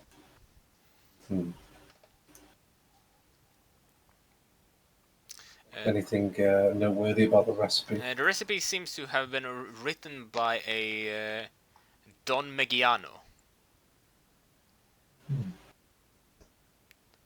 And however, you notice as someone familiar with cheese that it seems like this cheese the ratios in this cheese seems familiar, but you don't really know what cheese you recognize the recipe from. You would need someone skilled in knowing what type of cheese it is. Okay. So Nutkin will instruct Dilbert to give the recipe to Count Kalpak Okay.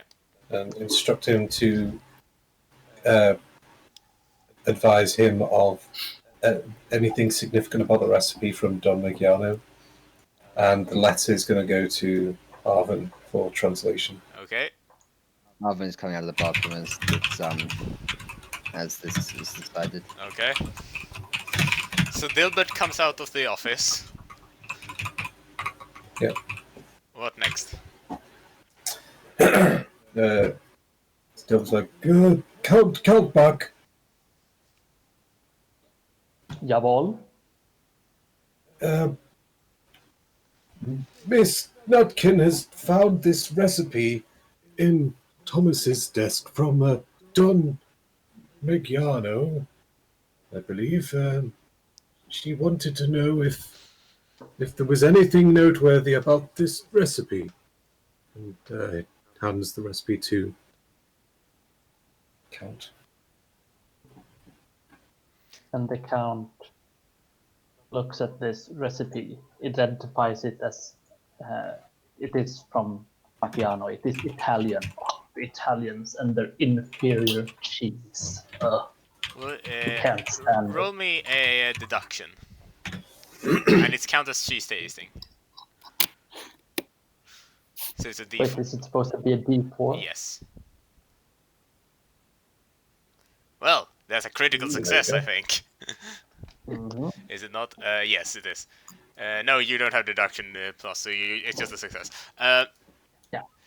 You notice that. Wait a second. This isn't. This. Yes, it is an Italian recipe, but notice that these ratios of the products of the milk and the and everything. This is the recipe for Thomas's cheese. He won Cheese of the Year with.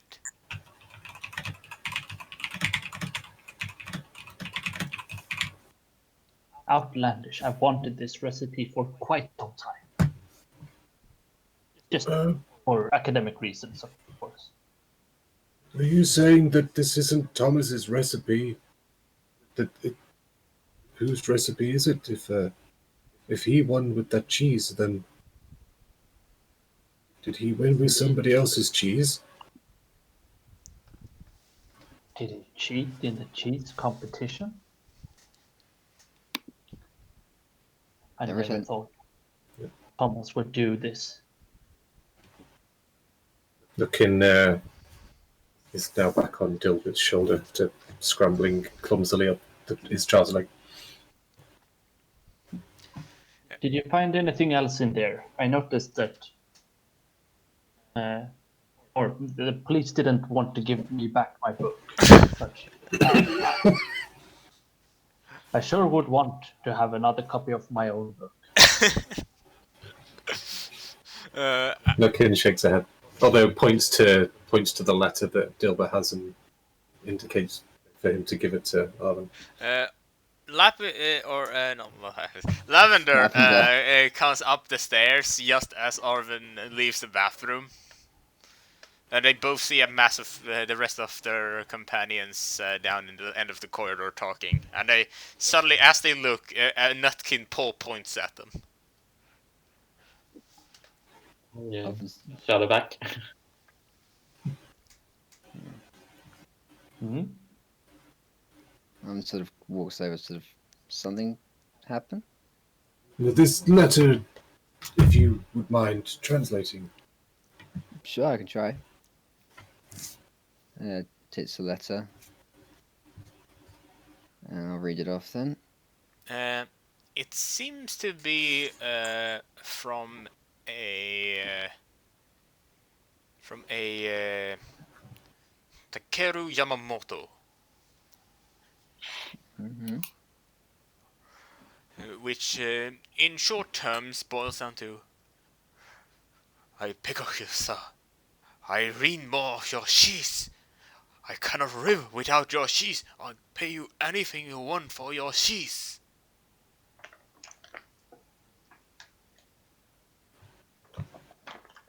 Is that it? Basically, yeah. It continues like that.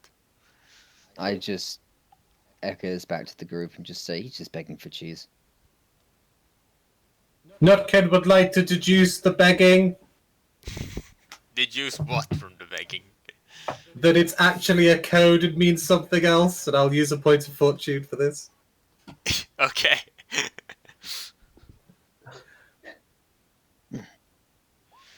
You're lucky enough to figure out that while it isn't a code in itself, the way this person is speaking sounds very much like how a Yakuza member would speak. Chichi! And Tadil was like, Yakuza! Alvin just goes cold and goes, what? No, what? The Count asks, could this be Chizu the Shiku? Or could this be related to her? I mean, the Asians, they always do bad stuff. With a tone of racism, because it was totally racist. I'm going to roll. I'm going to roll a physique check. Slap. Oh! Yeah. I'm going to slap him. I'm going to slap him with my left hand so he crashes into this wall. Which wall? That one, next to the conveniently placed Ooh. grey block. That's a staircase. I know what I said. Ah. That's a Bye staircase bye. up to the 3rd floor. I know what I said. Okay. Count, you're now laying down on the staircase.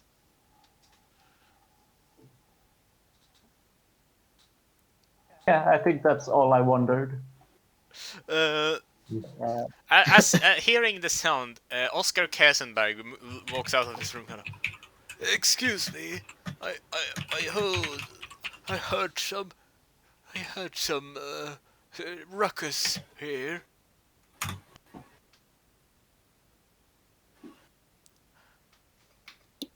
Oh yes, it's you. Alvin sort of turns and just shakes her hand off and just sort of like sanitizes his hand again. Just sort of looks and says, nothing. Don't worry about it. But finding out some interesting things, and she sort of waves the letter that she's holding. Well then, is it true? It's true that Mr. Thomas has passed and left the company to me? No, because the will was not witnessed. Oh, I see. I wonder why. Are you good friends? Well then, I'll return and leave you be then. And he kind of begins to close the door. Chichi! Tadil was like, stop right there, criminal scum! I mean, just says, wait a minute.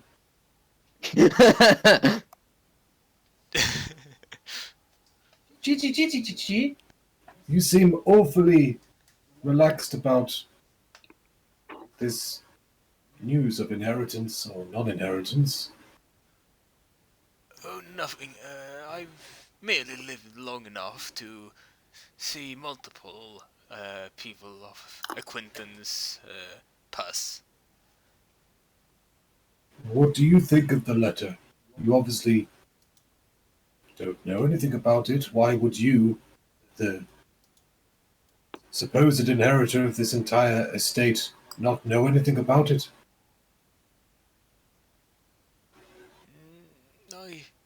I do not follow.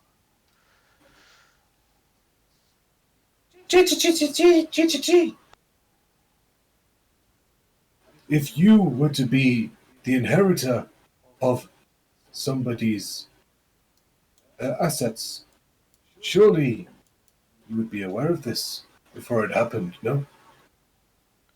I suppose so, but on the other hand, well, Thomas did like to throw surprises all over the shop. Like what? Oh, you know. Like how he is out of nowhere, after an entire year almost of not being able to come up with a new cheese to beat me in the year of the cheese competition, he suddenly just had a new cheese out of nowhere. Was it a mozzarella by any chance? Yes, it was, actually. How did you know? I suppose it's public news, actually, thinking about it, so I shouldn't be so surprised. Gee. Interesting.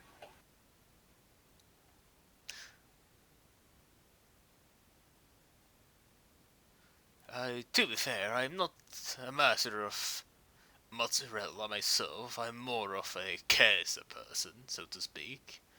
Um, Maybe ask Pamela. She seems knowledgeable enough in Italian cooking.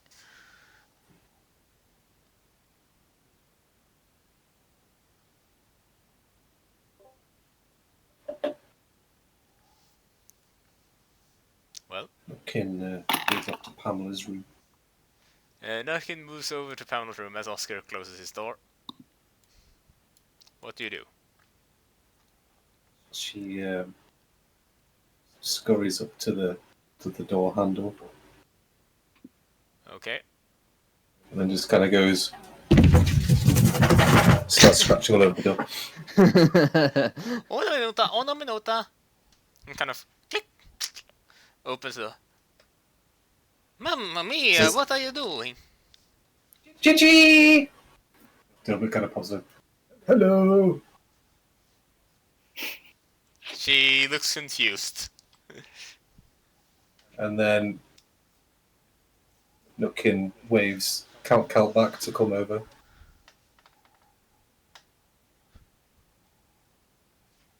Yes. And points at the recipe. This recipe, it is highly unlikely that they would come so close to making exactly the same cheese. What do you have to say about this?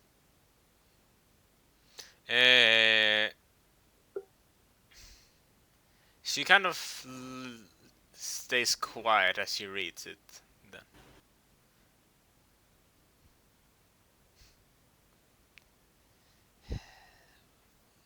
Well, you see, just maybe it's pure coincidence. I think not. You have some role in this, and we shall figure out what it is. And I slam her door, just to open it again. And Nutkin is still sat on the door and falls off as Count slams the door. Gotta. Not to worry about. It's truly, there's only so many ways to make cheese, you know.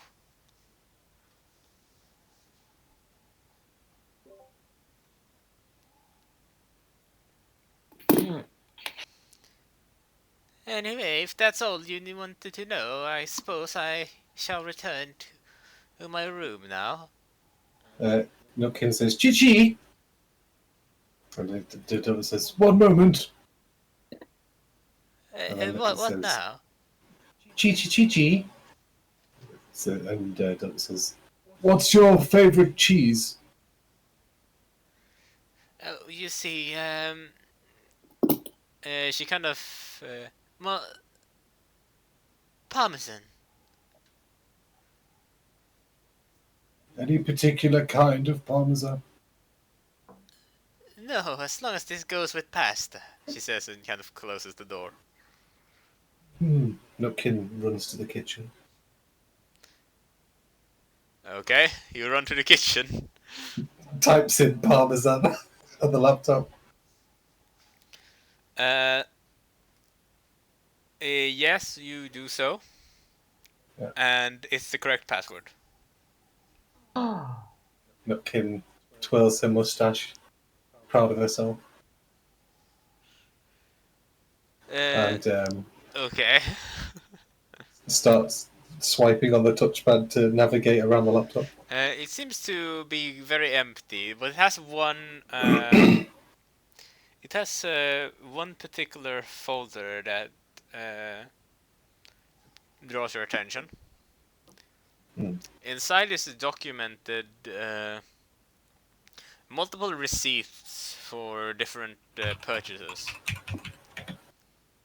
Oh. Purchases of what? Purchases of different chemical substances. Any cyanide in there? No, but among them are belladonna. Interesting. Deduction roll!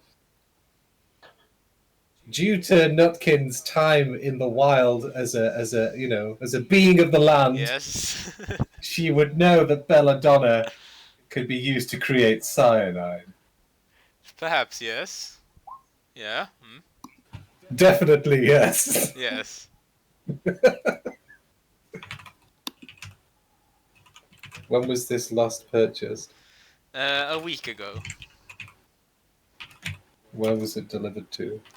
It was delivered to a hotel room in northeast Britain. So before she came here. And I got a feeling- what company was it ordered from? It's not disclosed. Okay. It seems like Nutkin has a dark past. She? She rubs Yeah. her paws together. While all of this is happening, the three of you out in the corridor.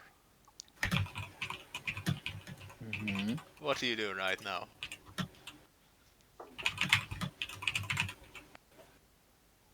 Alvin's trying to sort of reread the letter and see if she can find out anything else from it, either half of it. Not really.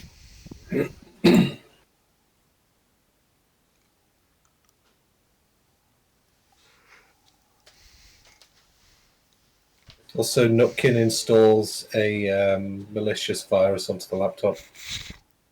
Okay. How malicious are we talking? It's one of those annoying ones where it says click close to close this window, and when you close it, it says now click close to close this window, and then when you close that, it says now click close to close this window, and it just does that in. Yeah. So it's harmless but aggravating. Got it. Yeah. Good grief. Yeah. I will state this, that there are three things you need to complete this case. You need to find how the murder took place, who it was, even if it was suicide, that is still like who it was, and why, like a reason, like a motive. Those are the three things you need to find. And do you recommend us leaving the building and exploring the island as well?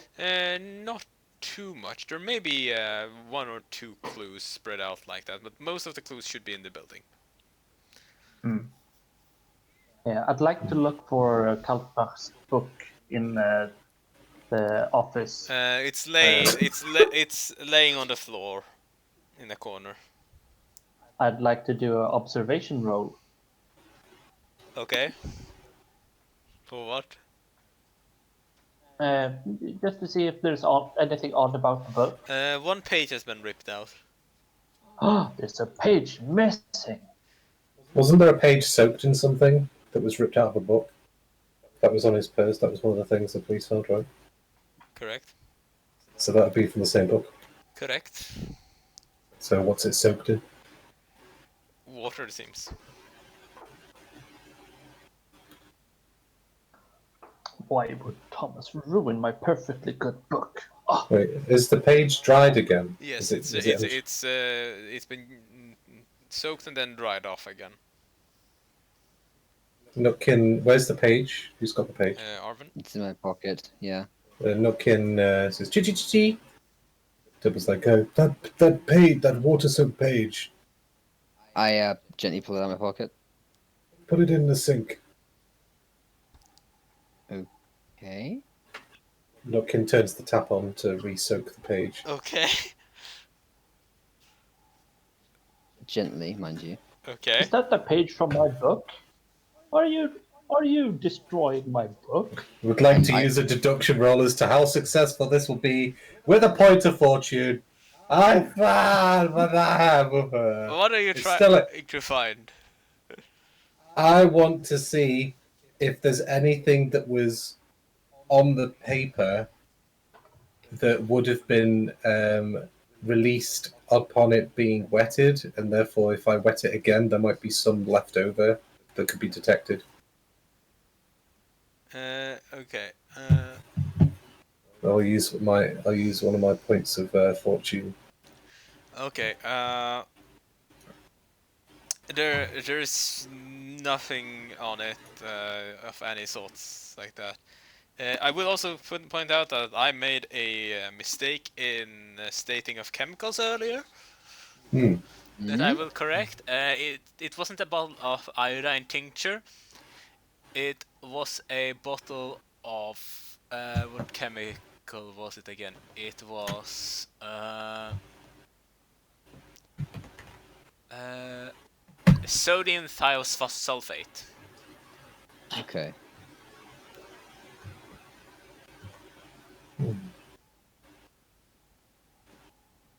Olaf, you're Sodium gonna phosphate. put me on the Sappho watch list, googling how to make cyanide.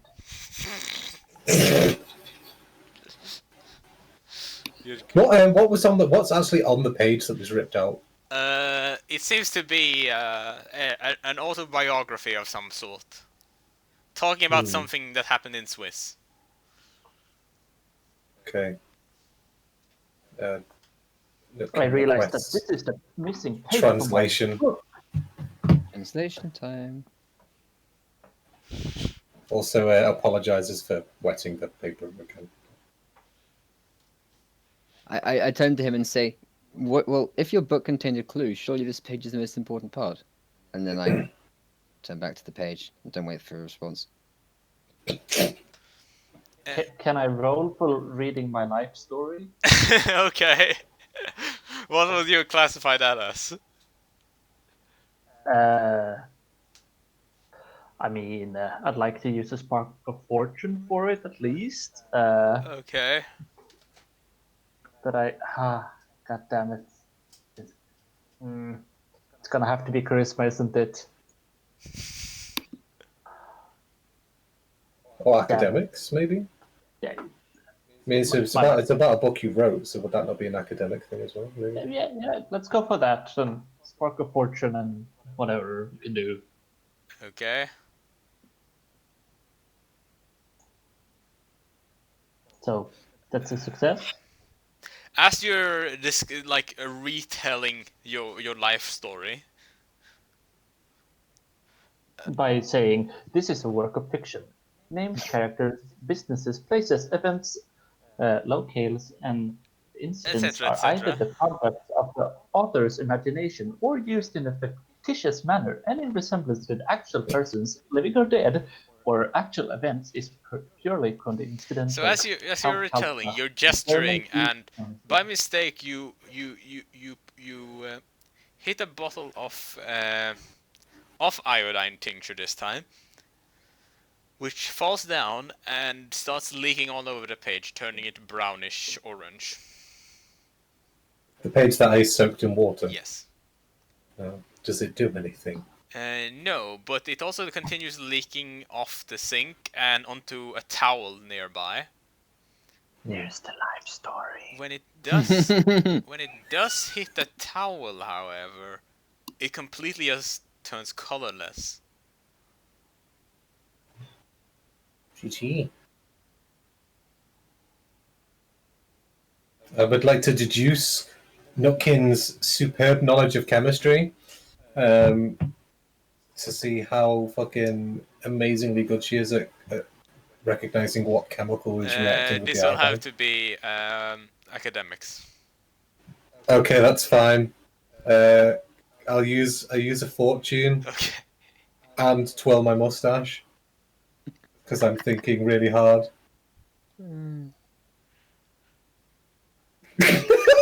So -1 in total, plus the fortune. I've now got 3 left, plus mustache twirling. You think to yourself, and you think that clearly this towel must be magical, blessed by a nut fairy. When I think of Nut Fairy, I grab the towel and be like, GG! And then like wear it like a cape. And then jump off the side and try and fly.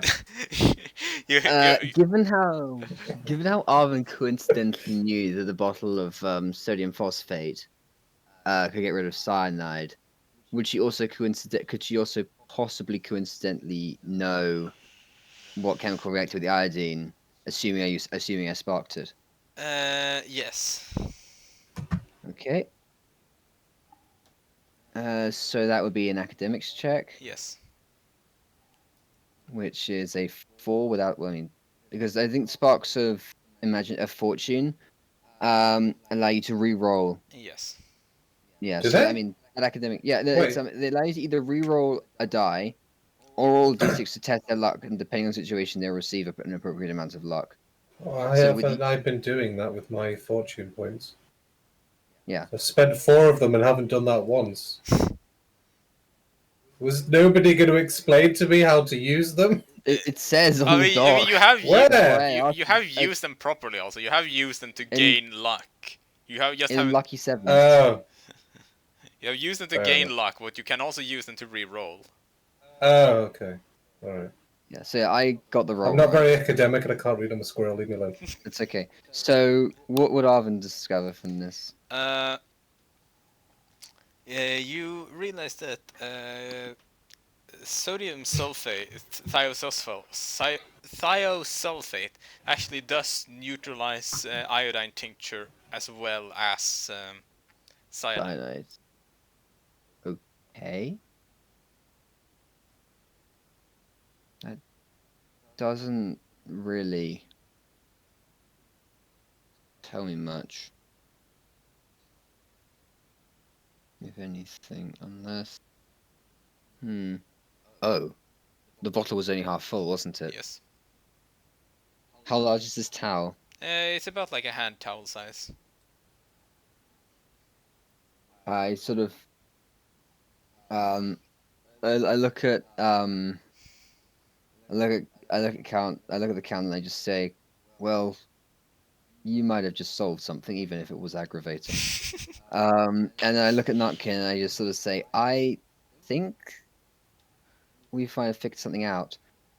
The same chemical that neutralizes cyanide also neutralizes iodine, which means this towel was soaked in it. Someone was handling cyanide in here. I checked the bin. There's nothing in the bin. No pair of gloves or anything. No. Someone was being risky then, potentially. Maybe desperate. Yeah. We That's- should read too much into this, I'm sure. That Wait, you said just outside of Nookin, but just Yeah. you said that the thiosulfide was in the bathroom, right? Yes. Yeah. The So bottle was half full. so if they were preparing cyanide in the kitchen, why would the bottle be in the bathroom? Is there a reason that it was then put there? Maybe there's something in the bathroom. Maybe. Maybe. I assume I just hear a lot of cheese from Nutkin. Yes. Just sit back. It could be possible. Might be worth checking it out, see if there's anything else in there. What does the towel look like a kitchen towel? Or does it look like the towels that were in the bathroom? It looks like a kitchen towel. Okay. So hang on. So to remind me, who brought in the cheese? Anders said that he did that. It was brought from the factory. Yeah, He brought brought from it into the factory. room. And who was having tea? Felix kitchen. and Mia and Thomas. Felix and Mir and Thomas. So any one of them could potentially have poisoned the cheese. I'm gonna also retell the fact that the police said that there was no trace of poison in the cheese itself. It was only on the cheese in the form of fingerprints of the victim's right thumb. I think I know what's happened. So they didn't lace the cheese with poison. They laced the tea towel with the cyanide. Thomas handled it, and then when eating, he ingested the cyanide, and then that's why they only found traces of cyanide where he touched the cheese. So And they then they soaked it in cyanide. But where does the wet piece of paper come into play on this?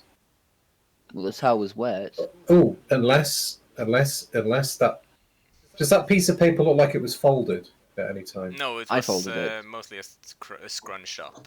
Yeah, but it was Oh, scrunched. It okay. was scrunched in his pocket. I So- folded it afterwards.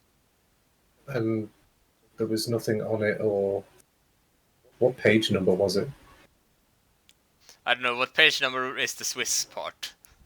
Let me roll 3. Okay, but if you happen to decide now, it's probably nothing relevant. So, um, Page 100. well, there you go. out of 300 pages. So we've got a tea towel that has something on it that was neutralized by thiosulfide, or it was used. Yeah, because the iodine was neutralized, so that means that it was soaked in thiosulfide, Yeah.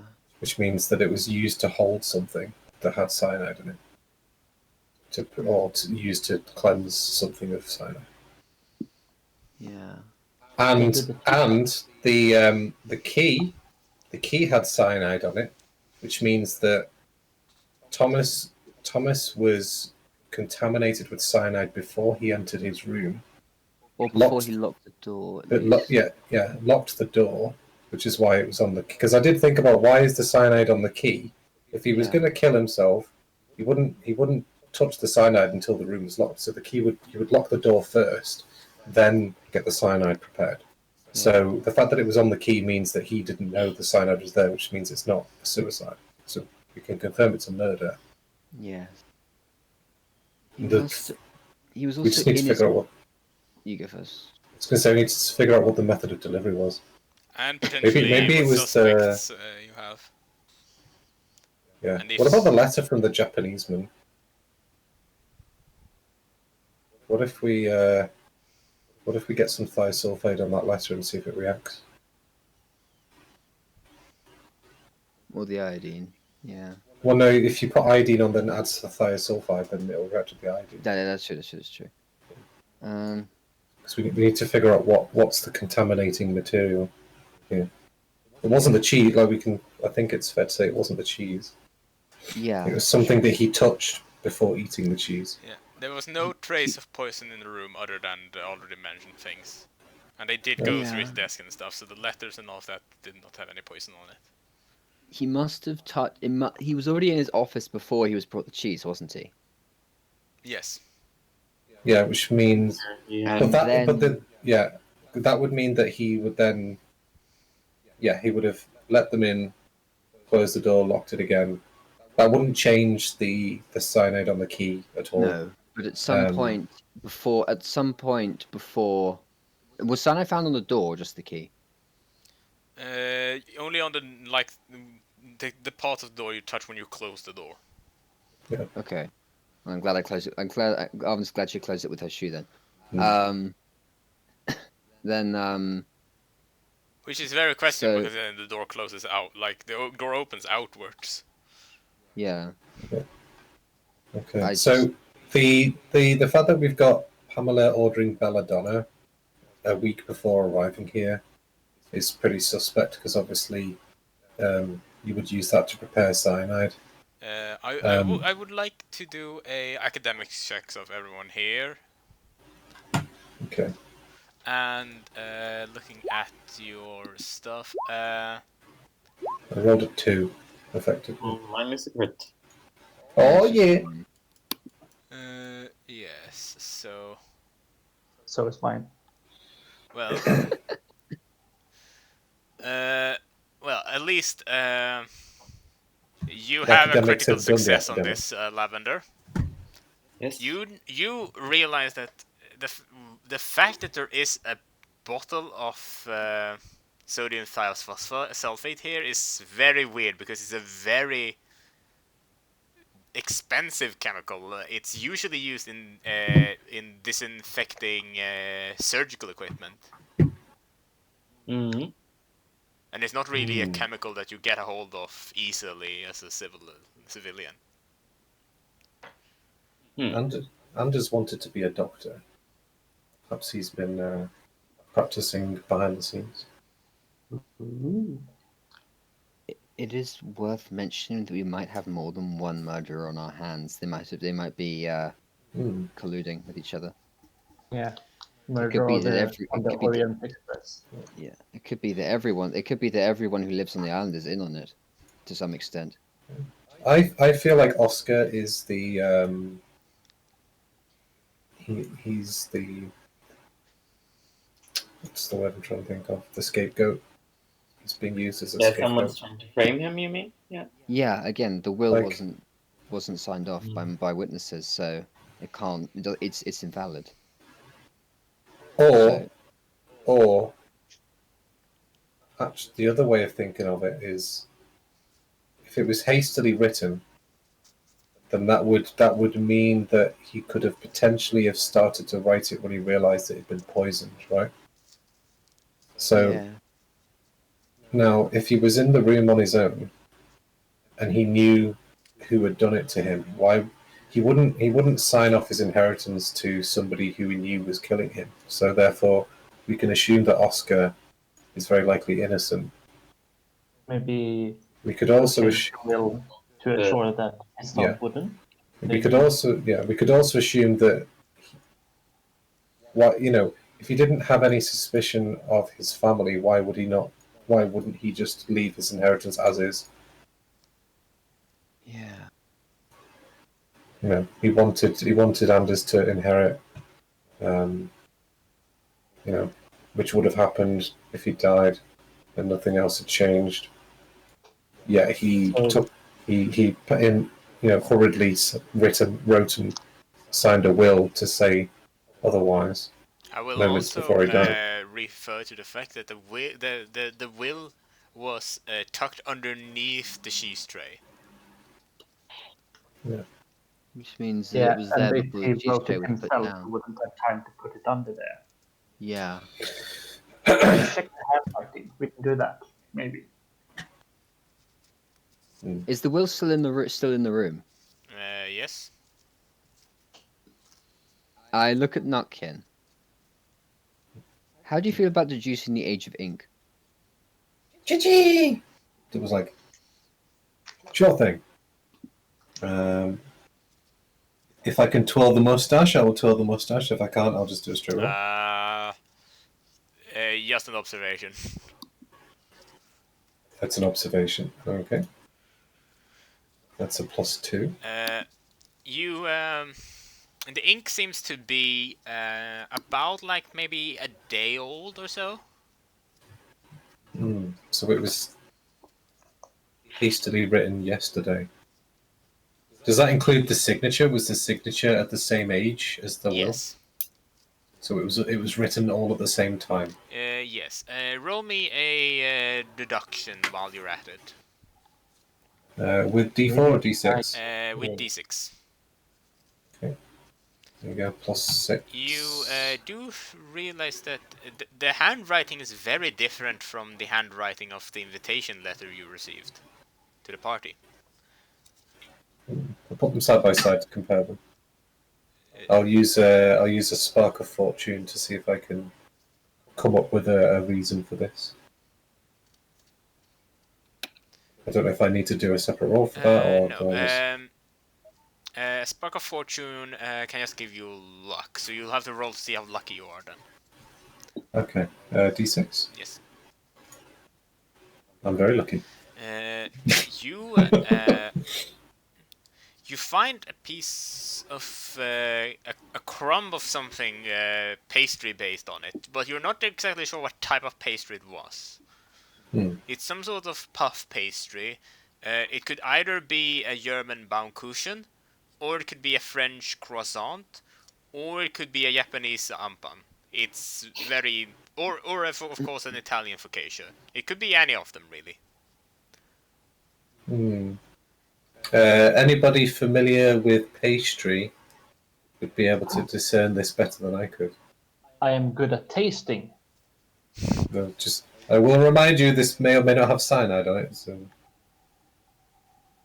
well, actually, it probably doesn't if it's from the other day. So, Oh, Arvin was about to mind under their breath. I don't think I'd mind. I mean, we also have some sodium thiosulfate, so Yeah, but sodium thiosulfate is a bleach still. yeah. But if worst comes to worst, I'll drink bleach. You could use the spark of fortune to survive the bleach drinking. Exactly. Well, okay. I suppose if you survive the bleach drinking, you are then immune to the pandemic. So I see. This is not. Is that the pandemic, as in the bread demic, or we're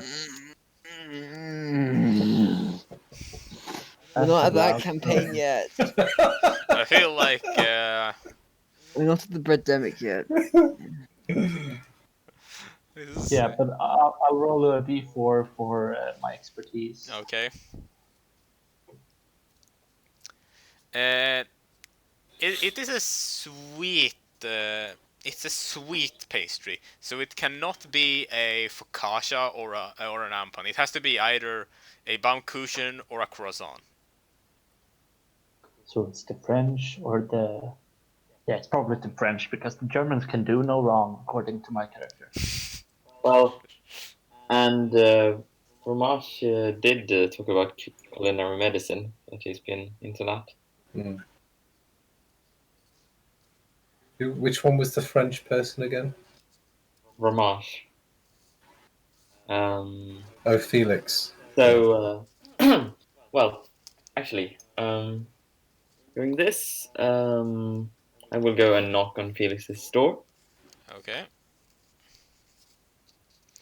He opens it with his left hand. Mm-hmm. What's the matter? Oh, I didn't mm, get to ask earlier, but was very interested in the. Well, I had heard about your work in culinary medicine, and I wondered if you could, well, assign this for me. I suppose so. Um, he I'm a big fan. writes down his name, I guess. Thank you. And I go back to the others, Okay. and I show them the paper. Okay. How does the handwriting look? Roll a observation,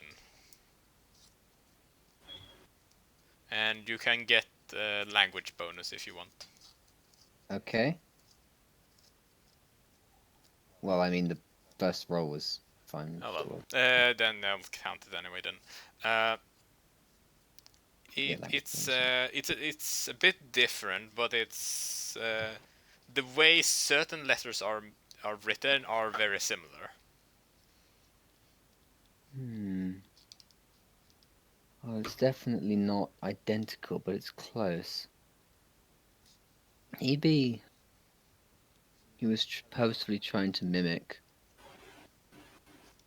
his writing.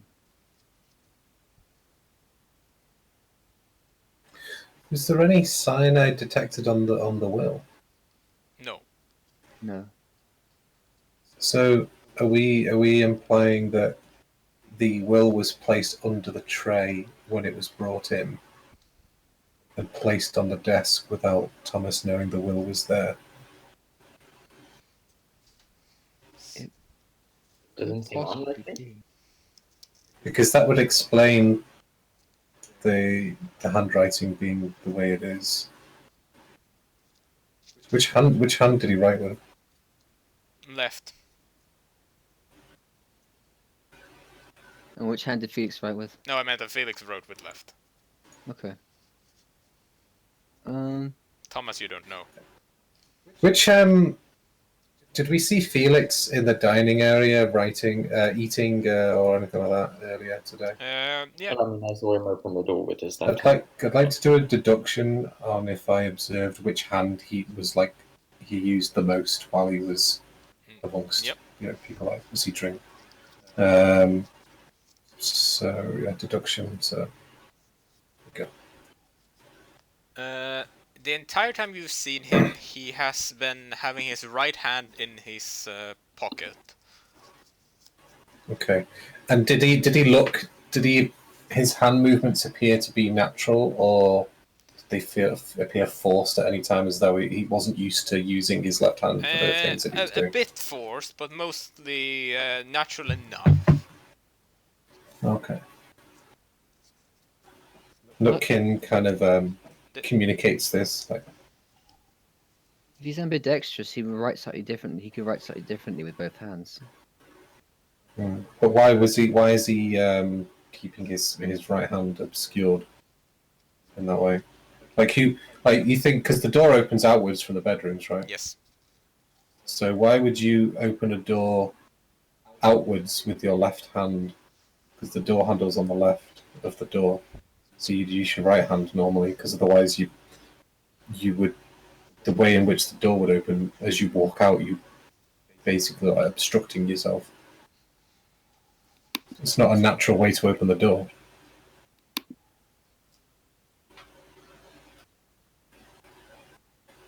So there's something about Felix's right hand that is linked to what's going on. Do either of the two chemicals that we found cause chemical burns? No.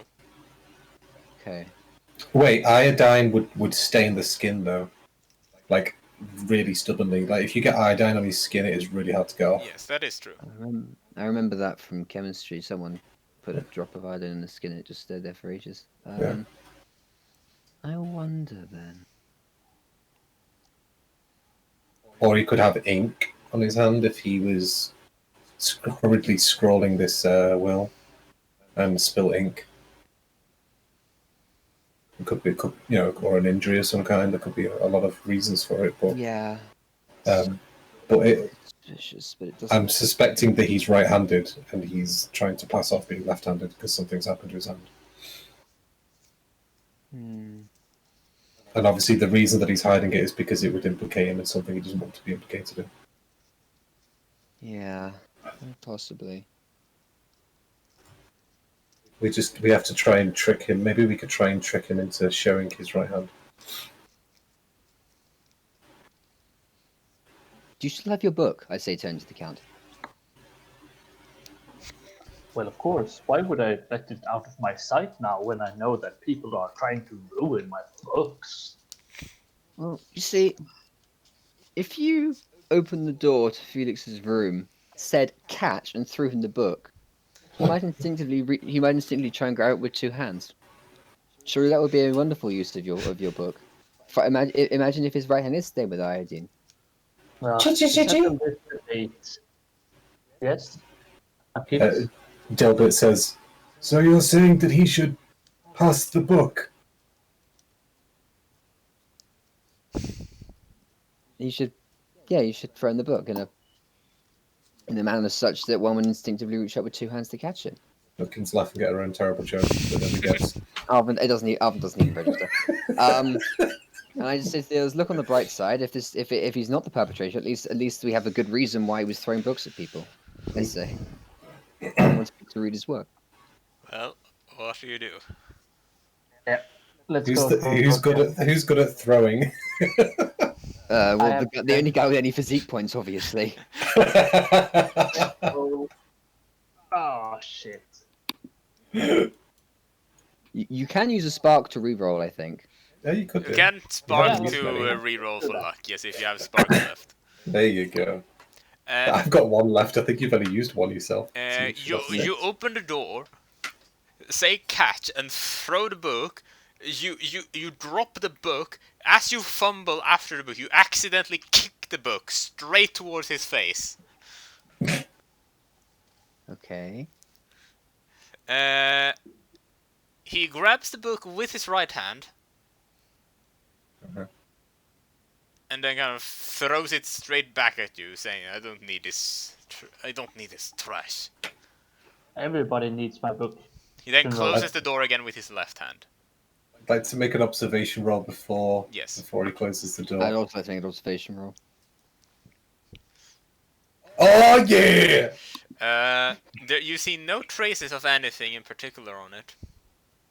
Any injuries, bandages, No, any nail color, anything like that? no, nothing like that.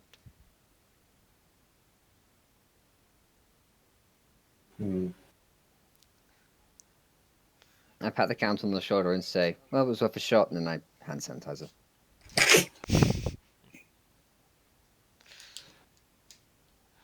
Well then. How is the spark counts? I think I've used 6. Does anyone have a spark of imagination lying around? I have. I mean, I mean, have yeah. I think I'm I at. can use one. I haven't been keeping track of mine. I think I used 1 spark, maybe 2. Yeah, I know you've definitely used 1. I don't think. Yeah. I used 1 when we ran to the room, and I might have used 1 since, but I don't think I got a chance to. So I'm actually. Uh, I think I have, I think I want to use one. all right. Yeah, I'm at 2 4. You take some time and think about the situation while they are doing this. Yeah.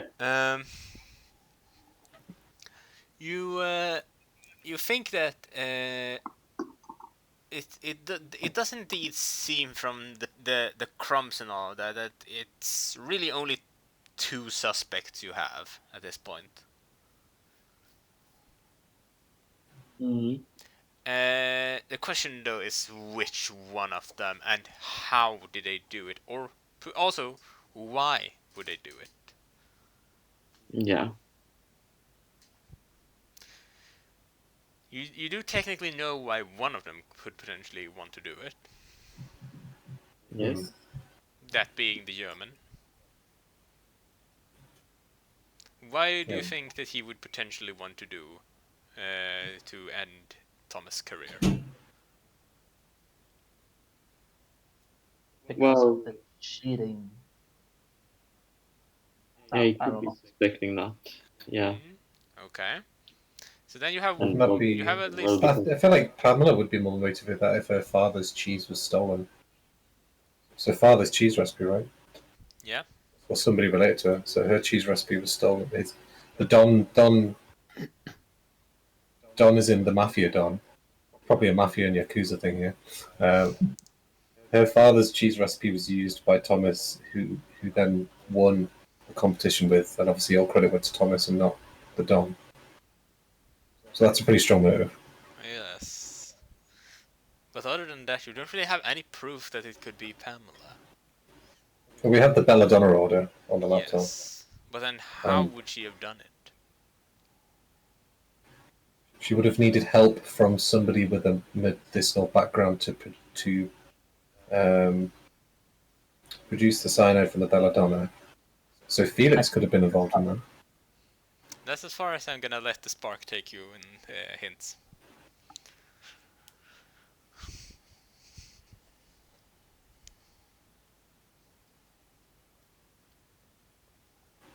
What's your next course of action?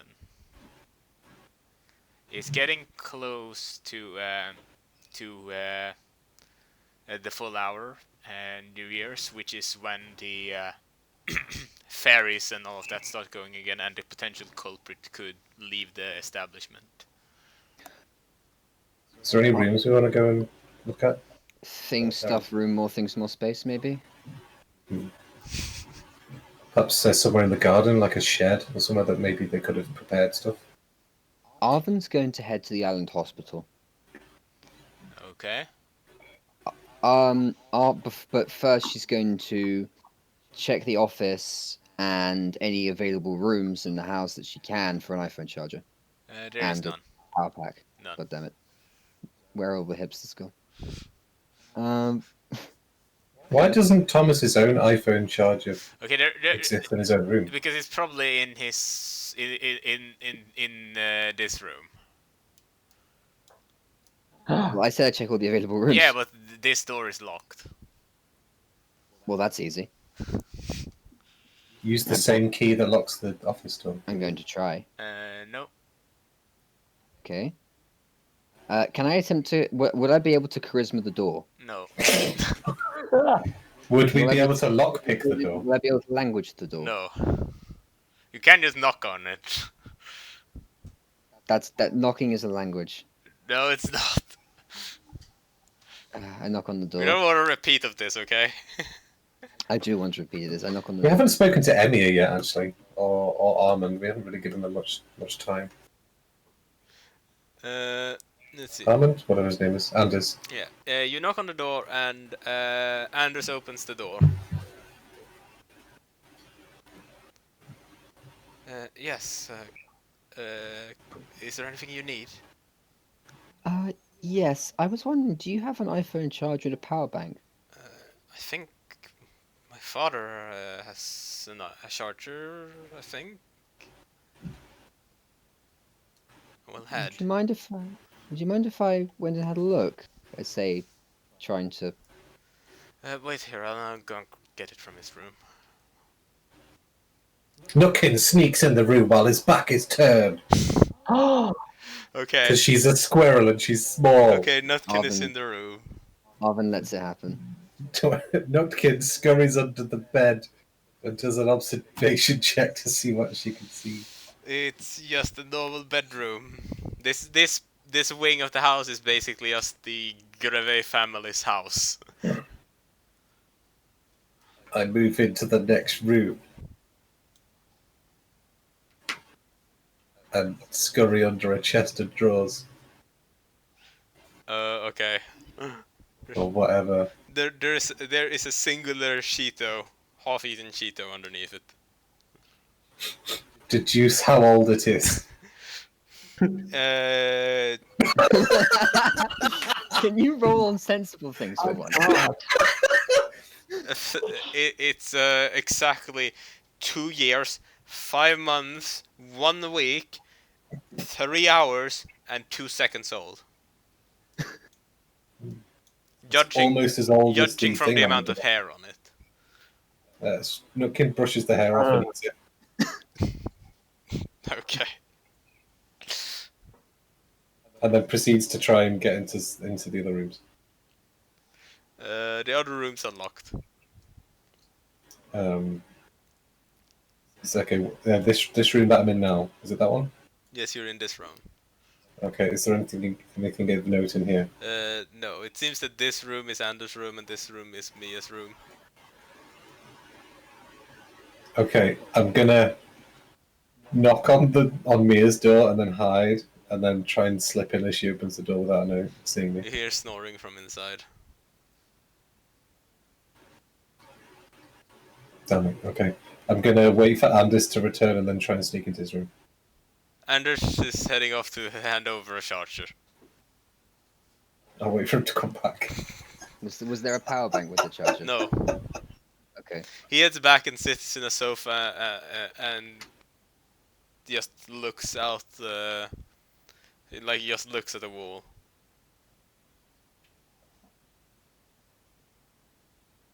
I'll just observe him a bit and see if he says anything or reacts to the visit from the guests.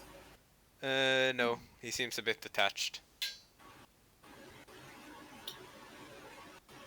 Nookin takes some of her stored hazelnut cheese from her cheek and starts eating it. Okay, meanwhile outside of the Greve family residence. Arvin will turn to the remaining two and say, I'm going to head to the hospital. There's something I want to check over there. I think I'm now trapped in a room, but I have cheese, so it's okay. You can walk out the windows as well. The windows. So Arvin's going to head off to the hospital then. Okay. What about the Count and Lavender?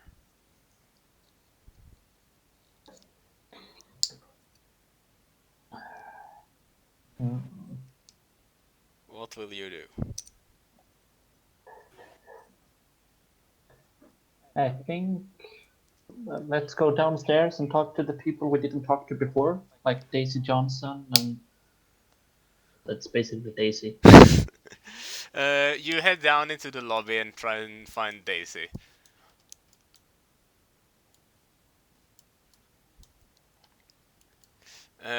Okay then. Meanwhile then. Bravo. Uh, let's see. Okay. Meanwhile, while you're looking for her, you find her kind of sitting in the lobby drinking a can of Coca-Cola. Mm-hmm. How are you holding up? Well, yes, I'm probably unemployed at this point.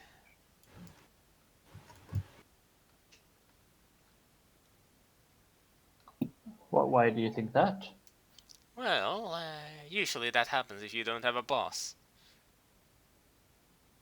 Don't hunters keep the estates? Well, I mean, not. you just want to go to medical school, but then again, they still have their company. I don't know. I was actually not technically part of the company. I was enlisted as Thomas's personal advertisement agent.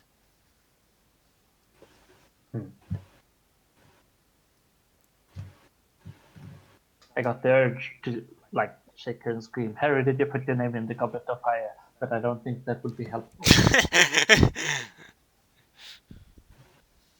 Does anyone else have any ideas?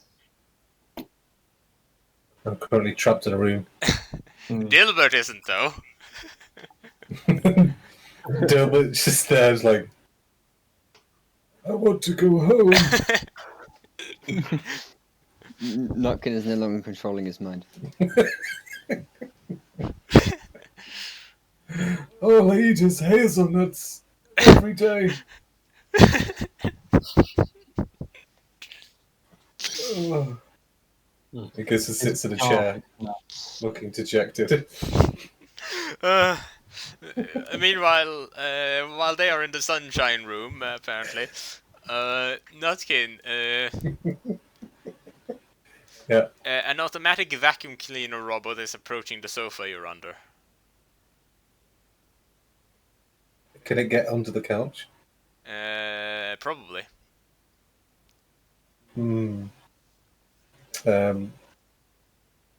I try and avoid it. It's chasing you, thinking you are dust. I get on top of it. And so we have the second death of the game. You're riding the vacuum cleaner as it carries you out of the apartment, or what do you know what to call it? Yeah. And drops Where you does it- and drops you off in the kitchen. Where does it go after that? It then goes into the it then goes into like the individual guest rooms. I'm just going to sit on it and see if people notice that I'm on there, or if they're just not paying any attention to the Hoover. They don't pay any attention to it, no. Okay. So I want to observe what I observe while I'm stealth hoovering their rooms. They are mostly just either reading or watching television or stuff like that. What are they watching? How to get away with murder. Oscar is watching a 80s drama. Pamela is watching a cooking show, and Felix is watching the news while reading a novel of some sort. Who wrote the novel? The novel was written by some French person. They sound very famous. It's not murder she wrote. Is he holding the book in his right hand or his left hand? Left hand. And It's very suspicious. does he appear to be having any difficulty turning the pages with his right hand? No. I think I'm focusing too much on his hand. I don't know. He's sitting with his right hand in his pocket. Is he playing with anything? Like, is it like he's toying with something in his pocket? No. Or...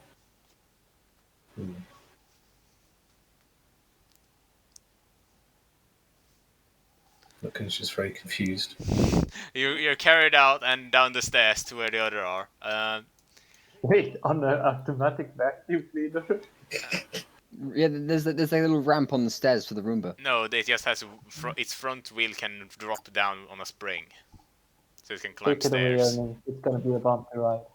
Nutkin like tries to just. I'm gonna roll physique for this. Oh no. You hold on, and you enter the room where Lavender, the Count, and Dilbert is sitting with talking to Daisy. As a Roomba just enters the room with Nutkin sitting on it, a bit shaken. Not stirred. The top hat is on her face, and the mustache is on her head. Very shaken then.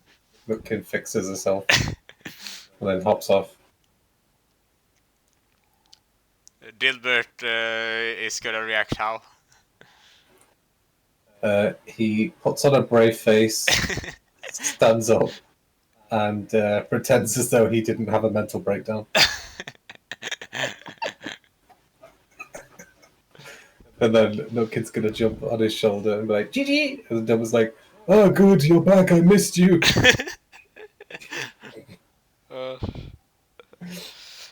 Meanwhile, Aaron has arrived in the town.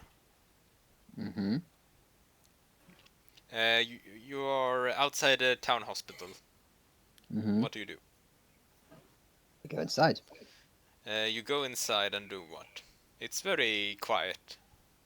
There's like that one person sitting in like behind a desk in the secretary, like as a secretary. I'd say, do you know where Thomas is? I think the police brought him down for investigation into the pathology section. Do you know where that might be? It's in the eastern wing, but it's because of the relation with the police. That wing is generally closed off for unauthorized personnel. I have special permission. The police are investigating the scene. Okay, I suppose. Yeah, sure, head over there. Thank you. I'll head on over there. Yes. One of the doctors kind of is sitting at a table, noting down things on the computer. Is his body on? Is like his body on the table or something anywhere? Or? It's probably in like a different room, but the doctor is kind of sitting there, kind of seemingly noting down condition and results. I sort of sit my head and sort of gently knock on the door. Yes. Can I help you? Yes. I'm investigating Thomas's death. I was wondering, do you know where the body's being kept? Yes. Is there any data that you require? I pull the phone out and I just say, just a thumbprint. Why? I shake the phone at him. I'm just gonna point out the phone isn't locked with a thumbprint. It's an iPhone 9. It has an automatic fingerprint scanner which you're forced to set up. Oh.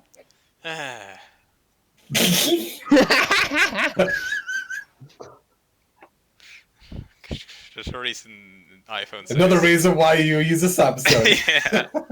Those also have fingerprint scanners, but they're It's not mandatory. Yeah. You're not forced to give them your biometrics. Yeah. He kind of points us. You are aware that fingerprints go away once the body goes cold. Well, he's not been dead that long. Hit him up. Rubbing in Besides, the oven. room temperature's warm enough. No, it's not about that. It's literally once the blood stops flowing, fingerprints actually recess back into the skin. Yep. Whoa. How long does that take to happen? Like I think it's like not that long. Like it's an hour or so, maybe, if I remember correctly from reading about it. Well, I better hurry then. I think it would be gone by this point. God damn Yeah. it. What if you artificially reinflated his hand? It doesn't work like that. I mean, Mouth to mouth, blow him up like a balloon animal. Yeah. Doesn't work like that. What if you retconned that it wasn't an iPhone 9 and then we wouldn't need the fingerprint anyway? Yes, it's an iPhone 99 then. I actually 1999. thought the latest iPhone was an 8. I'll be honest. No, the latest iPhone is 12. I agree. I think James lost a few years. iPhone 12 release date October 23rd, 2020. Oh well.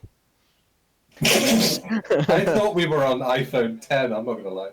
I think Okay, I'm in that case, getting old. assuming this doesn't have a fingerprint scanner, No, on my it- way to the hospital, I would have opened up I would have gone to the phone and see how it was locked. It's password locked. Like Password locked. Like any sensible phone should be. Is there any tomato sauce on it? No. Test 1, 2, 3, 4, 5, 6. I type in password. It doesn't unlock. How many attempts do I have left? It's a pin code with 4 numbers. Okay, well, so it's not password locked, it's passcode locked. Yes. Okay.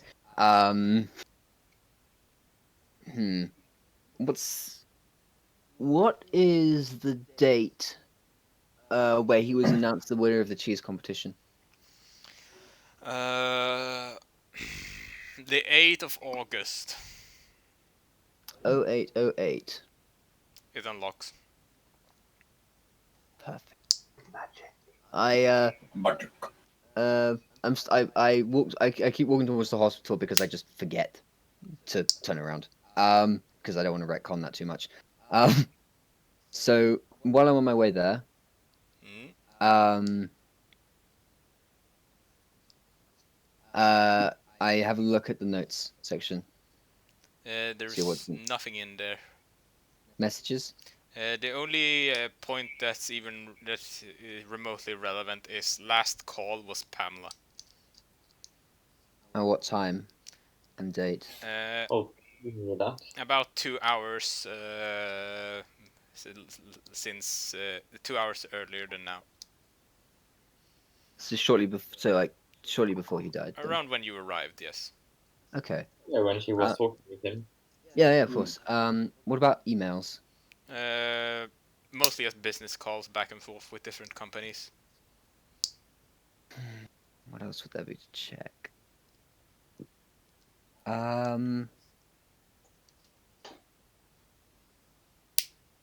Is there any social media applications? Yes, but they are mostly as the usual things, nothing interesting.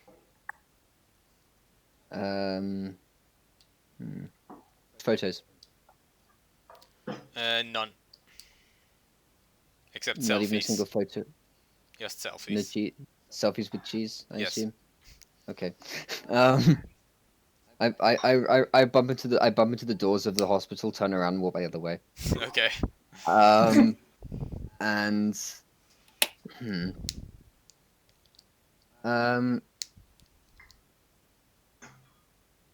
what else could there be? What else could there be? What's the current battery percentage? Still about 4ish, 3? About 1% at this point.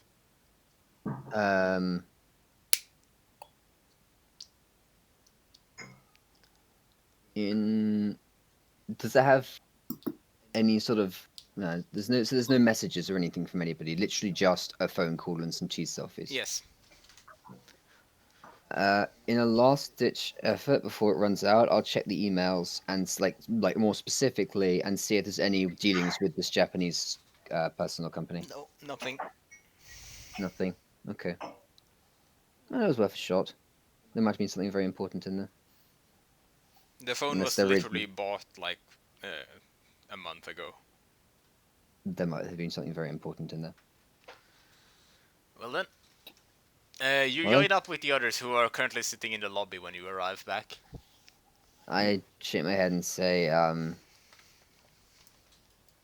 just hold out the dead phone and just say nothing interesting on here. You also realize it's almost time for the first. It's almost time when for the new year to happen, and which is also when the police is gonna officially close the case as a suicide, because then it goes into a new day. So what evidence have we got? We have Pamela calling Thomas 2 hours ago. We have Pamela's laptop having orders of belladonna 1 week ago. We have a possible forged will. We have a tea towel that was soaked in the sulfate-based substance. We have a page of Count Kaltbach's book, although the significance of that is lost on me. Well, the page is lost now because staying with ID. It's a very important book if you don't count. We had a crumb from either a French or a German pastry. We have the recipe of mozzarella that was the competition winner that appears to have been a stolen recipe. And we have a letter we of find the crumb from the German pastry or Italian. the pastry was on French. that was on the will, right? Yes.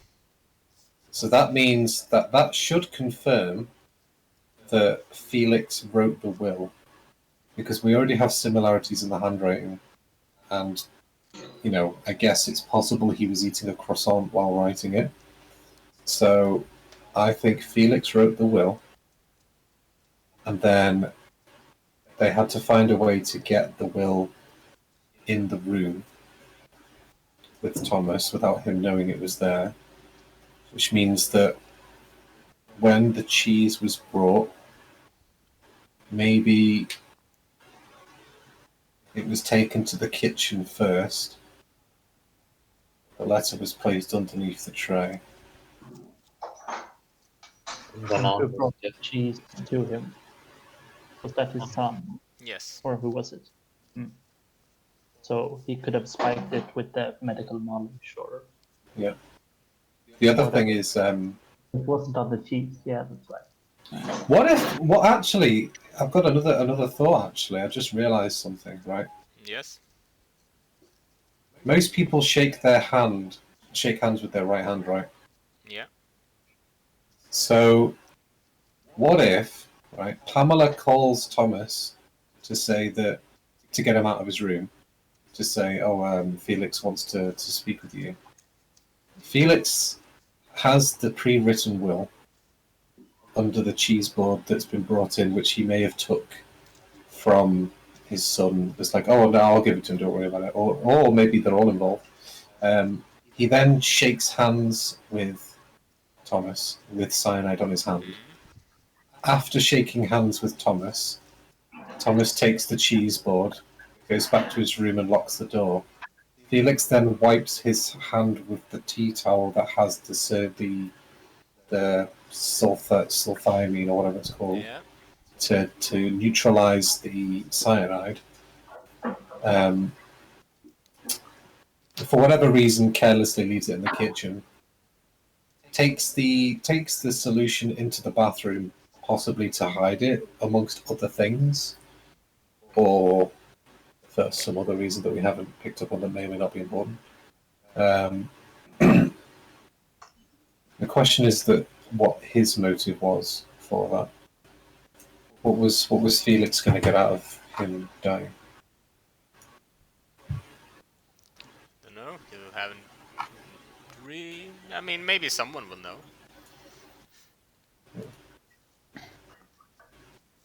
He's a cheese critic, so perhaps his reputation was damaged from a review, or He's also a childhood friend of Thomas.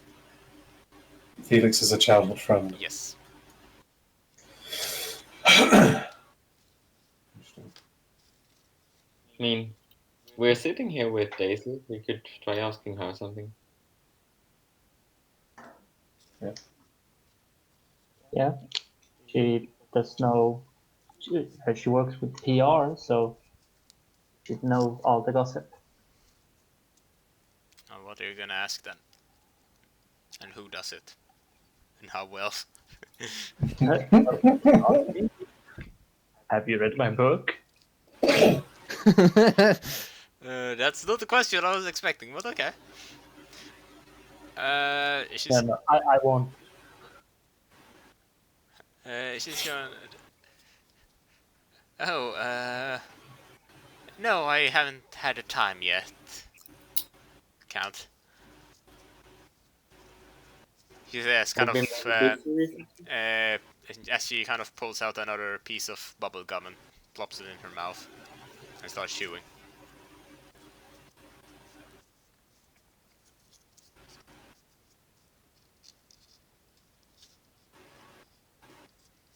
Yeah, someone else should do this. Who is gonna ask afterwards then? Whomst. It's my line. Oops, is my line. Arvin's gonna sort of just fix her hair because it probably got windblown or something, and then sort of move seats so she's next to Daisy and say, "What was Thomas's relationship with Felix?" Oh, they used to be childhood friends. If I remember, they then went to separate colleges. Like Felix went to France for journalism, and Thomas went to. I don't remember where he went actually, but it was some sort of British university for culinary science. See. And they recently got back in touch, as far as I understood it. How recently? A year or so. You work in PR, right? Yeah, that would be the case. Have there been any? I don't want to say issues, but things that would rather be unspoken, maybe. Not really, no. Um. The thing sort of like.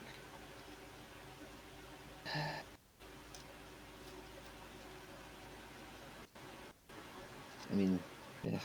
Arvin's just sort of not really quite sure how to keep going with that now. You notice in particular that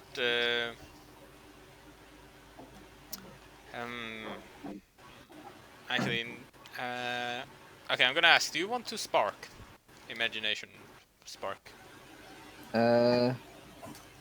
Might as well. I got 4 left. Okay. Isa, you notice that as she's talking to you, she's consistently chewing this bubble gum, which, as you can, you've almost never seen her not chewing a bubble gum, basically. Mm-hmm. And you kind of think of habits. Because you do remember that, for example, Felix was apparently very much a heavy smoker. Mm-hmm. And the fact that Pamela seems to spill tomato sauce all over the place. Yeah. It's just a couple of things you notice that people have as intriguing habits. What sort of habits did Thomas have? Oh, that? Well, he had this strange thing where whenever he was eating cheese, he would always finish eating his cheese by licking his thumb off the cheese crumbs. Huh. Who knew that? That would be probably me, his family, Felix, and probably probably Oscar, probably as well. I see.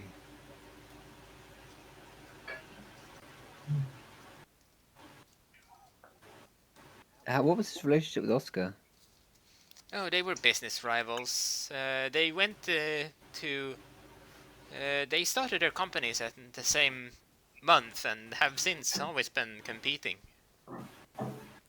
for the best cheese of the year awards. Yet Oscar has won every year until this year. I see.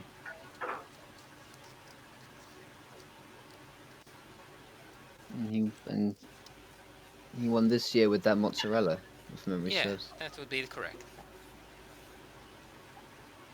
Huh. Yeah, Oscar does have motive. Then again, what would he leave all of the company to him in the will? That's not Master Chief's plan. Yeah, Arvin said, I was like, what? Can you think of any reason why that would be the case? Why he'd leave the company to Oscar?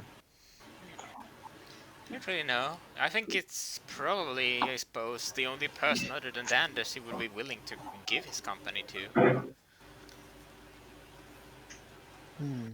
Suppose so.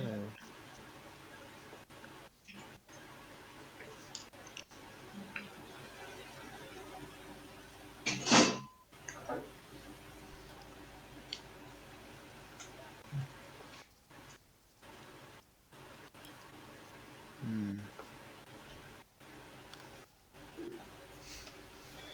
Well then, your time is closing in. Are we I doing one of those classic Poirot mystery endings? We gather everybody in the large If you room and want we to do point that, out you the can. killer. If you want to do that, you can. I think before we do, I think I might have a theory. Mhm. So Paolo obviously ordered the belladonna to create the cyanide. Unless someone hacked a laptop, since her password is not exactly difficult to crack. Yeah. Um, And left it to make the school trace because they knew that she had a habit of spilling. yeah. Oscar stands to inherit the company, assuming this will goes ahead, which it may not. However, of course, the will is forged, which is similar to Felix's writing. Felix is left-handed. I turn back to uh, I turn back to her and say, would I be right in saying that he was right-handed? If I remember correctly, Felix was Read you a book of him. Felix is ambidextrous. What about Thomas? He's right-handed. I see. In that case, then, if he's ambidextrous, they would have shaken right hands. And if Felix's right hand had cyanide on any part of it, especially a part that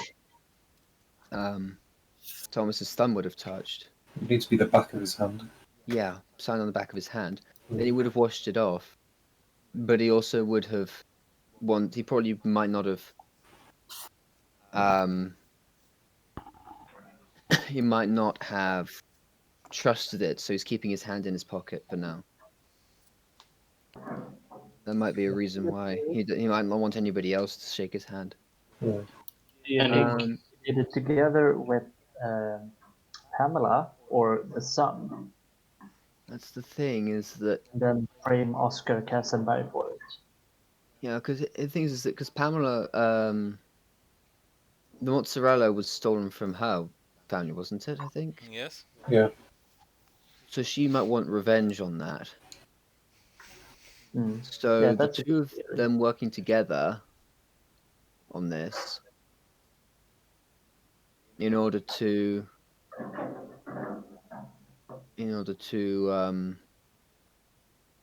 get back at him for it, but I'm not sure. I'm not sure what Felix gets out of it. Well, he's a cheese critic, so maybe there's some business benefits if he is given preferential access to cheeses.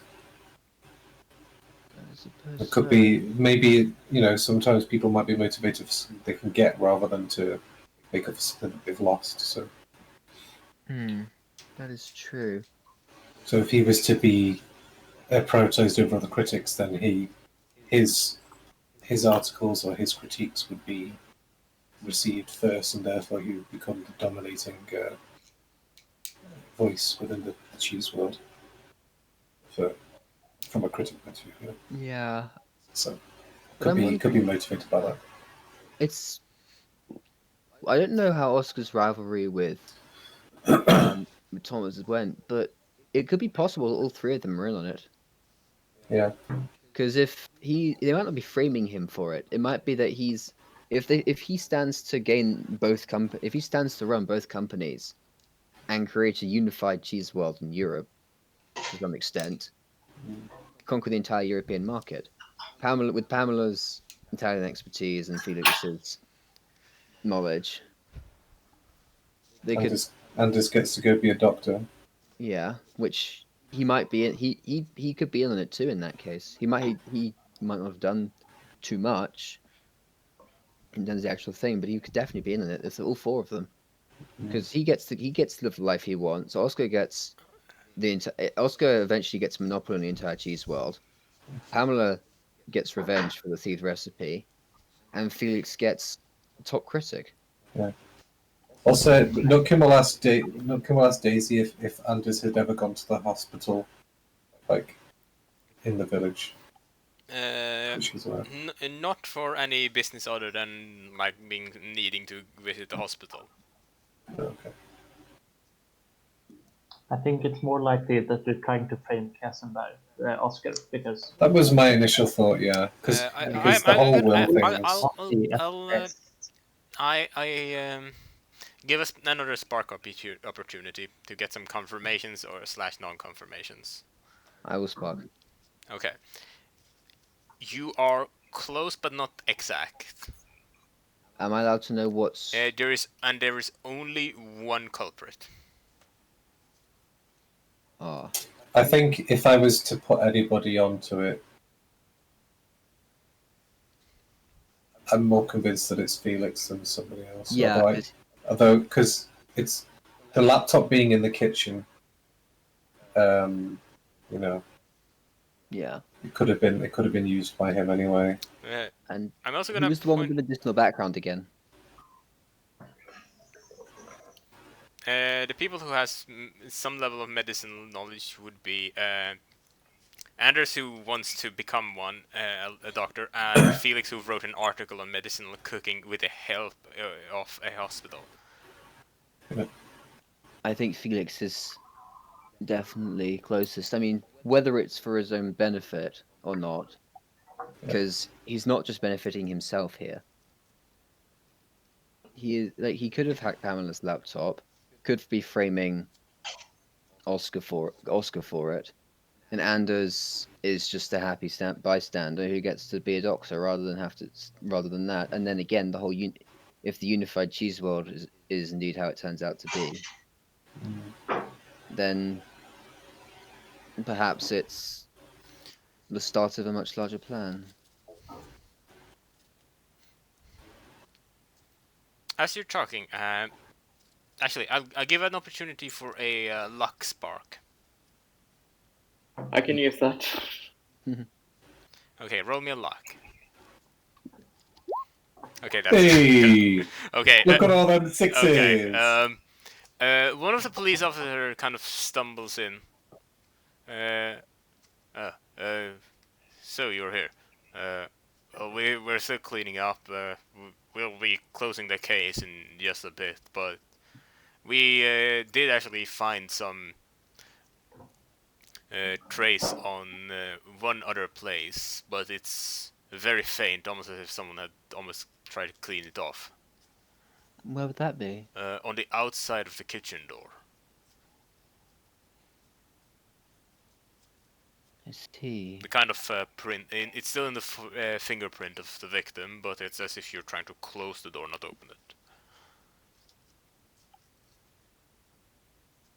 Was it? So were fingerprints taken? Yes, it was. It was Thomas Gravet's fingerprint. So he closed the door himself and then went back to his room. Was there any traces found on the outside of his room door? No. How did he? So he left the door open. He couldn't. He had to have left the door open, otherwise there would have been a trace on the outside of the door. Do note that you got to know earlier that he's very peculiar and does want to absolutely be alone when tasting new cheeses. What Yes. might have happened is you went into the kitchen Mm-hmm. and took the tray of cheese and then shut the door, and that's where that trace came from. The tray of cheese was carried in by Anders Carried in by Anders. into the office. Then why would... Right. Wait, what if the cheese wasn't in the kitchen? Thomas was called into the kitchen, closed the door to have a conversation, left. The cheese was then in the room. He closes the kitchen door, then goes back to his room and closes his door, locks it, and then he's in the room with the cheese. Because Andy said that he brought the cheese into the room. Yes, Yeah. and at the same Yeah. time as he brought the cheese in, Felix and Mia left the room, and Yeah. after they had all three of them had left, Thomas locked the door.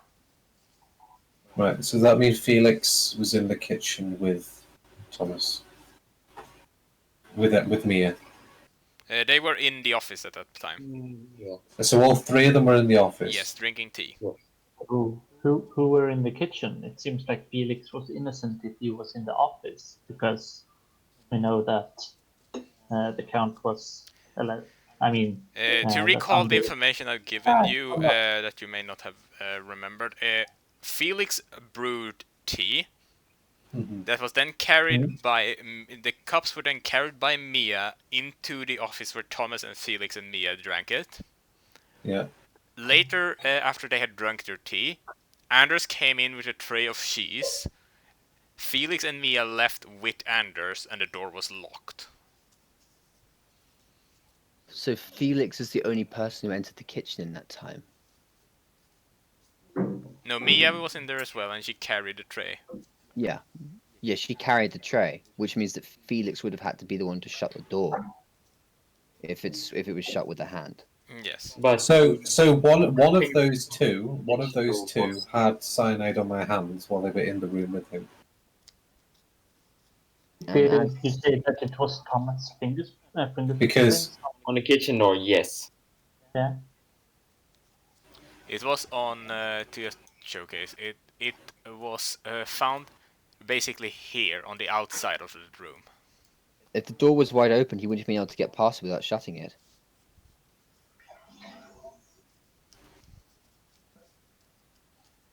so is it possible? Oh wait, is it possible then that the contamination took place in the toilet? And that might explain why the bottle was there to begin with, because somebody had placed cyanide somewhere and then used it to clean it off their own hand and forgot the bottle and left the bottle in there. So what could have Thomas touched with his thumb that would still be there? You're really close, but not exactly yet. Did you see that the cyanide for the kitchen was on the inside of the kitchen or the outside of the Outside kitchen of the door? kitchen, so as if you're walking out of the kitchen and then close the door after you. And the close, okay, and the close is where. So it's on the outside of the kitchen door. If the door was wide open, he would have had to push it shut to get past. Yes, that is Only correct. if he was coming down the hall No, to actually, go and no. The door isn't that wide. It's just marked Yeah. out a bit Yes, larger. Yeah. but you might choose to close it anyway, rather than walk around an annoying door in your way. Yeah, fair. More likely he left the kitchen and closed the door after him. Yeah. I think he was in the kitchen. The problem is when did that happen? Did that happen before or after drinking tea? Well, not after, because he stayed in his study room. Yeah. He drank tea and then they came in with the cheese. So he Yeah. never left the study room. Last Yeah. time he could have touched the kitchen door was when he had they boiled the tea and then they brought it into the office. Right. So that means then that Thomas perhaps was holding the door, closed it when they left the kitchen, and then they entered his room, drank the tea, and then they left. Cheese was brought in.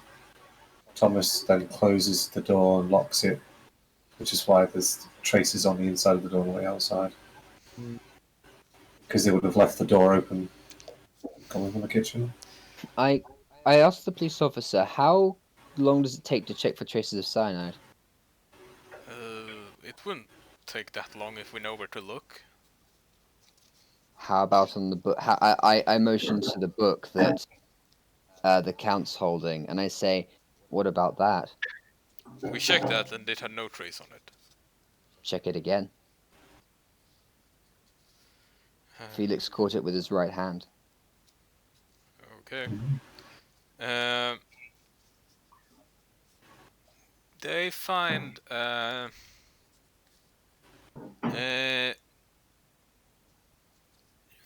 they find next to nothing on it. There may be an unidentified chemical smidge, but they can't determine if it's cyanide or anything else. Even if it is, it's so little that it's not deadly.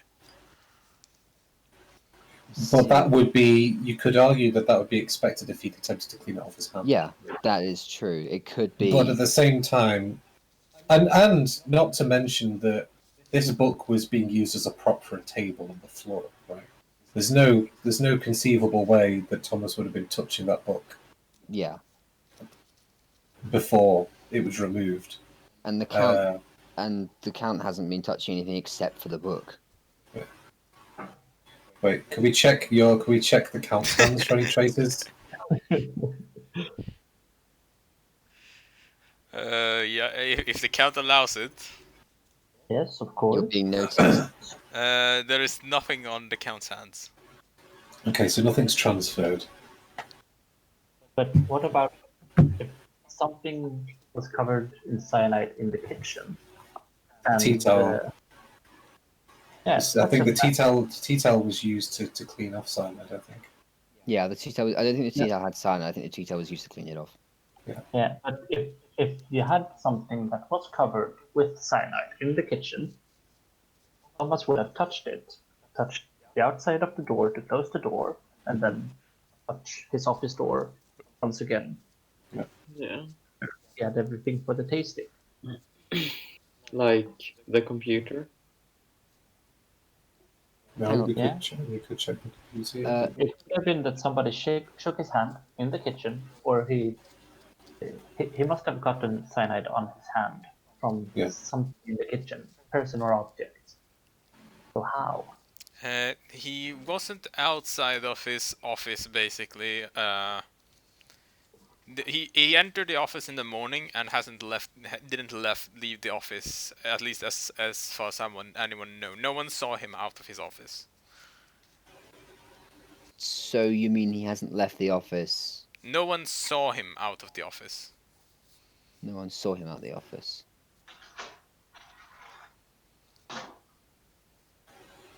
How long was he dead for? How long had he been dead? Mostly just like maybe an hour or so. Not very long. His body was still warm-ish. Okay. It's not a question of him being already dead for quite some time and people lying about what they saw him.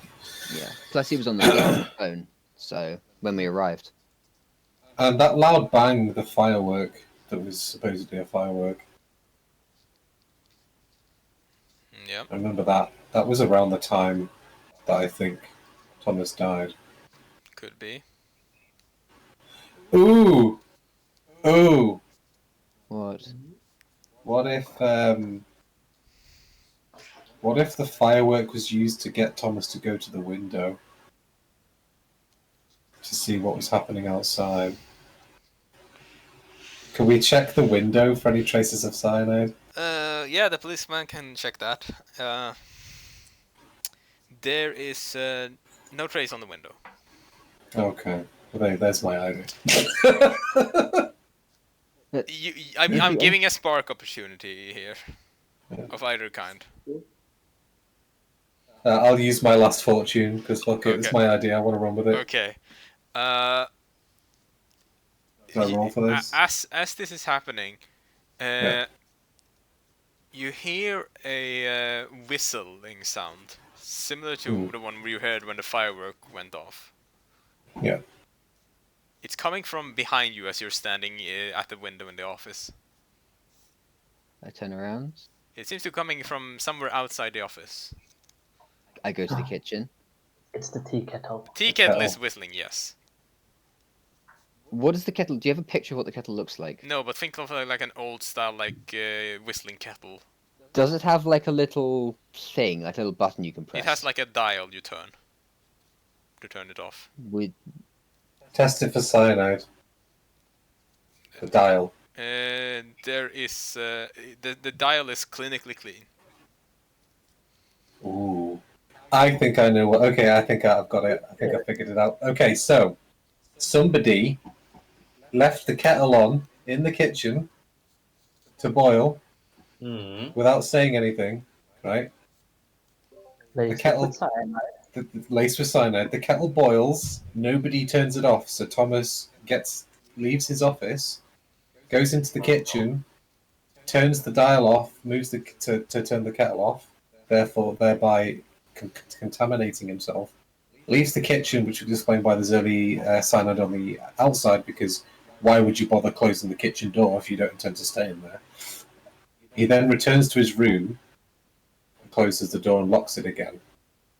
Yeah, that solves it. But So that's I think that confirms the time of when he was. So we need to figure out at what point was that kettle set to boil and who did it. Oh, I know. The butler did it. It's always the freaking butler. Wasn't he outside? he was outside. Yeah, he was outside. And the firework went off. Yeah. And he said, "Oh, it's just a firework." Yes, but he didn't hear. He wouldn't have heard the whistling, or might not have heard the whistling. Do you want to investigate the fireworks or anything? Can we just beat him up? No.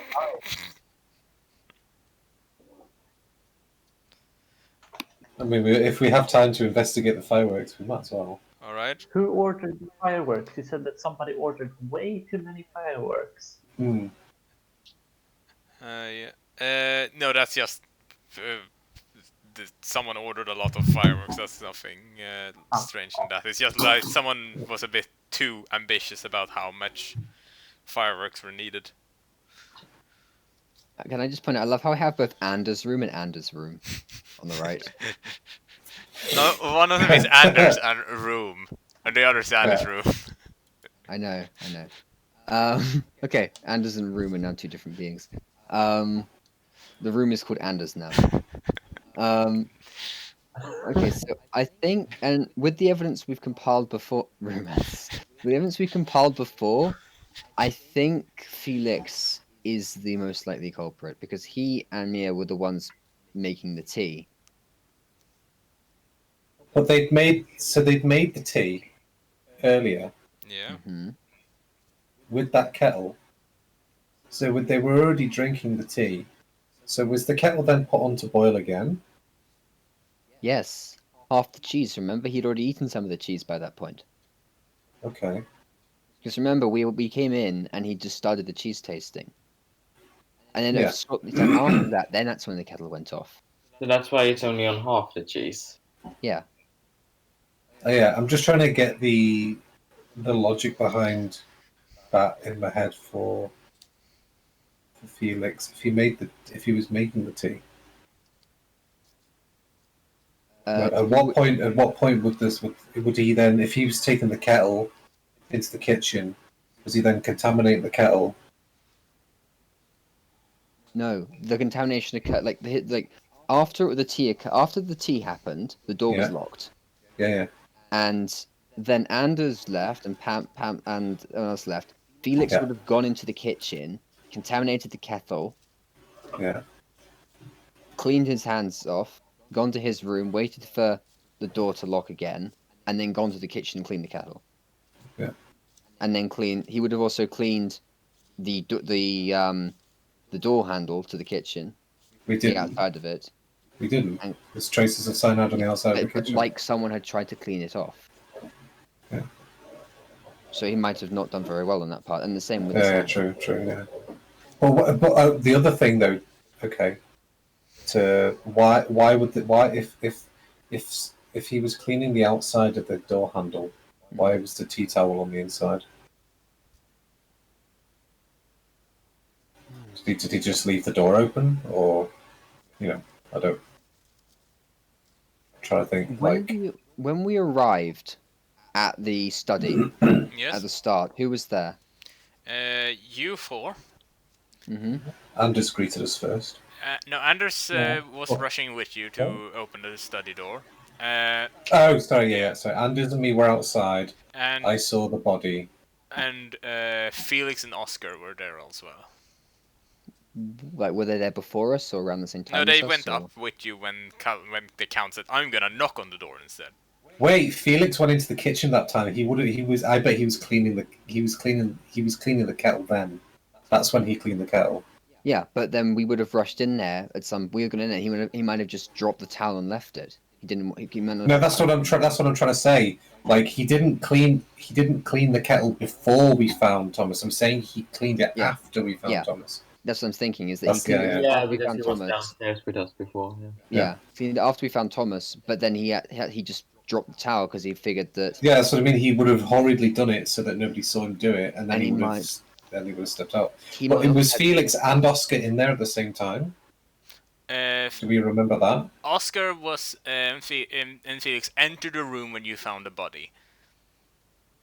They entered the kitchen or they entered the office. The office.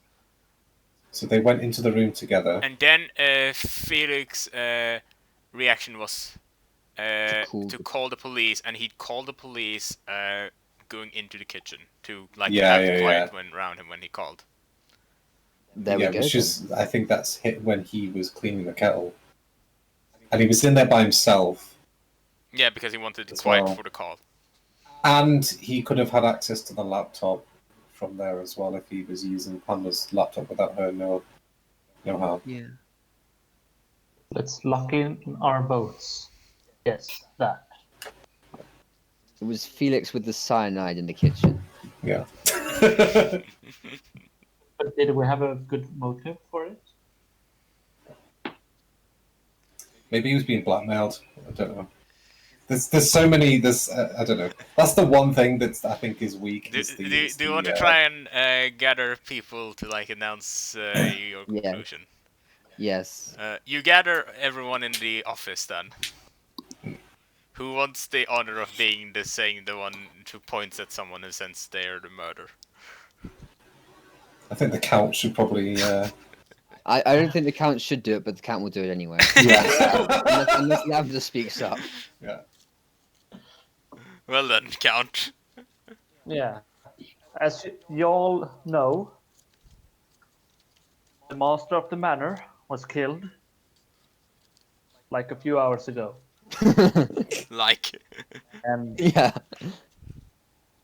we're pretty sure the butler did it. And then people dragged me out from the office. I'm gonna just roll another. I'm gonna roll to smack you. There you go. God damn. These sixes! Oh my god, so many sixes. Okay. I've smacked you into unconsciousness, Yeah. and I say sorry. He's an idiot. I turn to Nutkin and say, As you're the one who deduced most of the evidence, would you like to do the honors?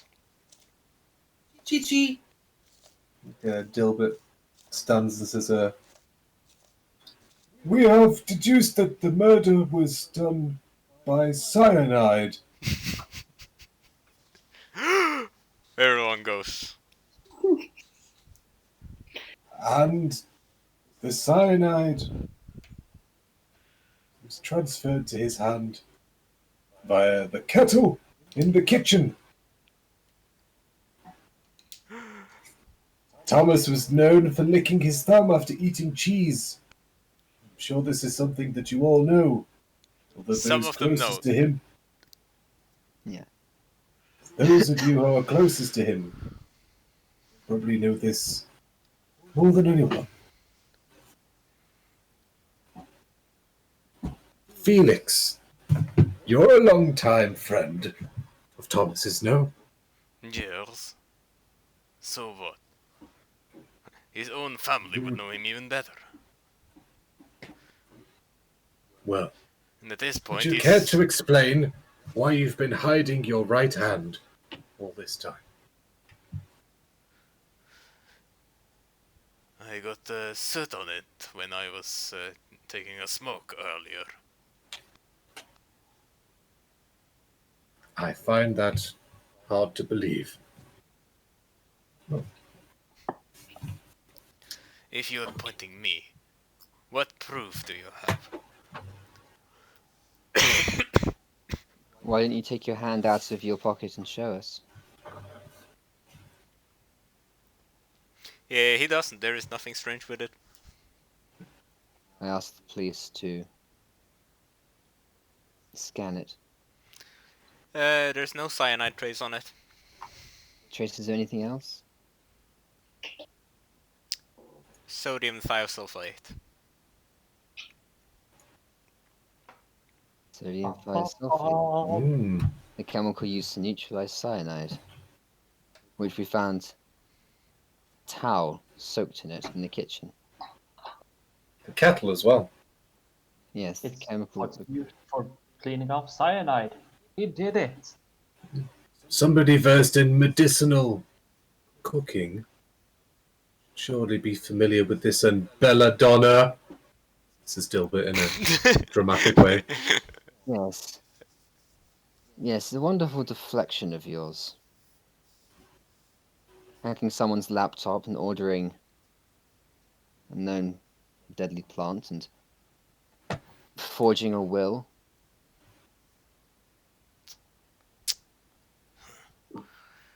I suppose this is what I get for craving vengeance. Vengeance for what? Yes.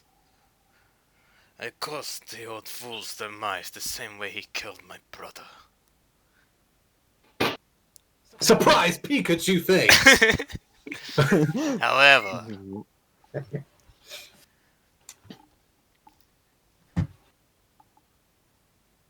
I never touched her laptop. I believe that's Nutkins. So you admit to forging the will at least?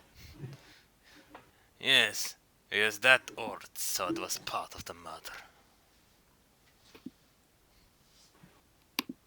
And the stolen mozzarella recipe, I guess. I have no care for that. Pamela might.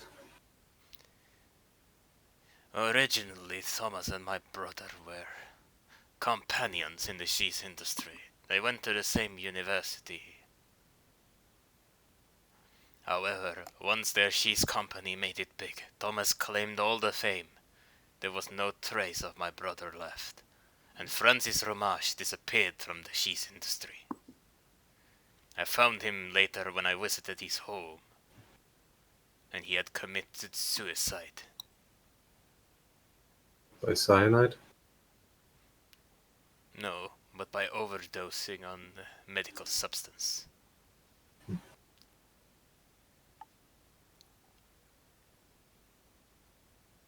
Good grief.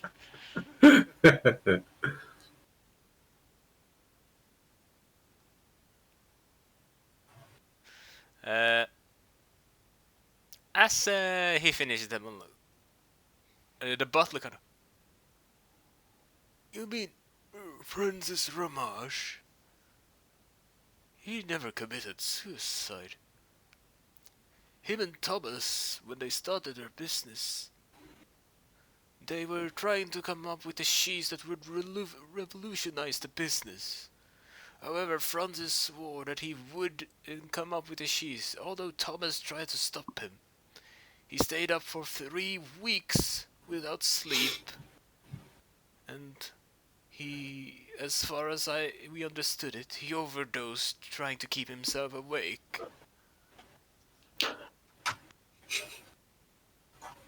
So he died trying to find a cheese. Yes. Arvin tries to hide her distaste at the fact that someone could lose their life over such a tasteless venture. She knows better than to say it. Then she remembers something and says, "What was this cheese he was trying to come up with?" Well, It was the friend we made along the way. they were originally trying to create a cheese made without milk.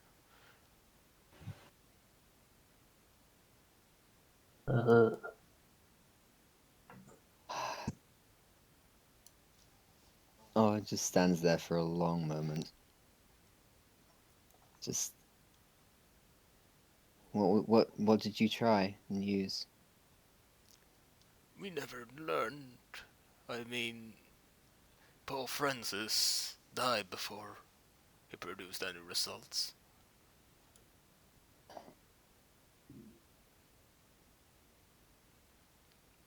I turn to Felix and say, "So the forged will. What was that meant to accomplish?" It seems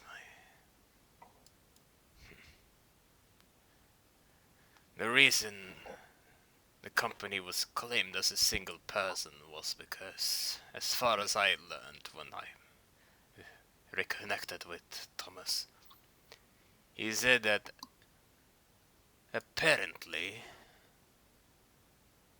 he didn't want to say anything about what happened to Francis, and in exchange he started talking about wanting to partner up with the Kessenberg.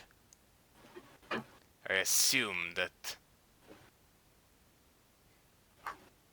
Francis had opposed him on this, and that he was silenced in exchange.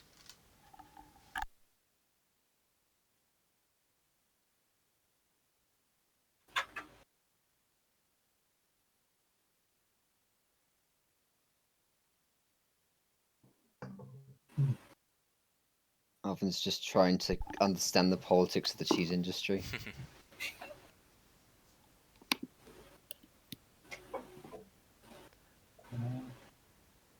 So, It's all a bit too aged for her. And so the New Year's comes and the case is closed.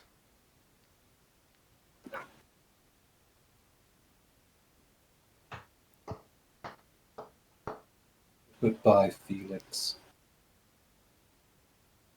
The only cheese you'll get to critique is the processed kind. Behind bars. Yeah! Bow, bow, bow! Tick-a-dow. Put some sunglasses. We don't get fooled again! You're gonna copyright him. Good grief. As we leave, That was great. as we Aha. leave, Arvin turns to Oscar and says, "This cheese they were trying to make. Did you ever try it yourself?" No. Try using egg. Okay. Tell me how it goes. Okay.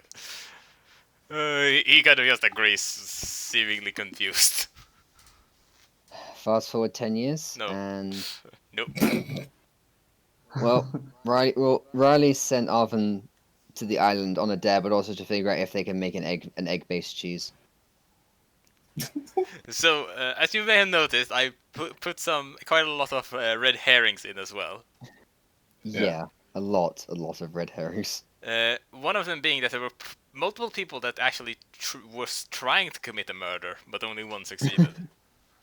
Yeah. Yeah. So, Trying. Pamela, you pretty much completely solved, except the fact that, as you noticed, there was no way she could have actually have done it. Yeah. She had a means to and all, but she couldn't actually do it. She couldn't turn the flower into poison.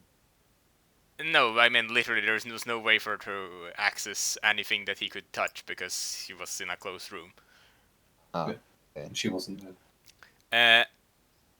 And the funny side story that no one of you actually went into was the fact that Shizu is actually a member of the Yakuza, and the leader of their Yakuza clan got addicted to cheese, and thus the clan fell apart. Which is why the man she was usually talking with was actually her boss, who was giving her missions, and now he's just eating cheese all day, and thus she was trying to murder Thomas as revenge. What did Lavender have in their pocket?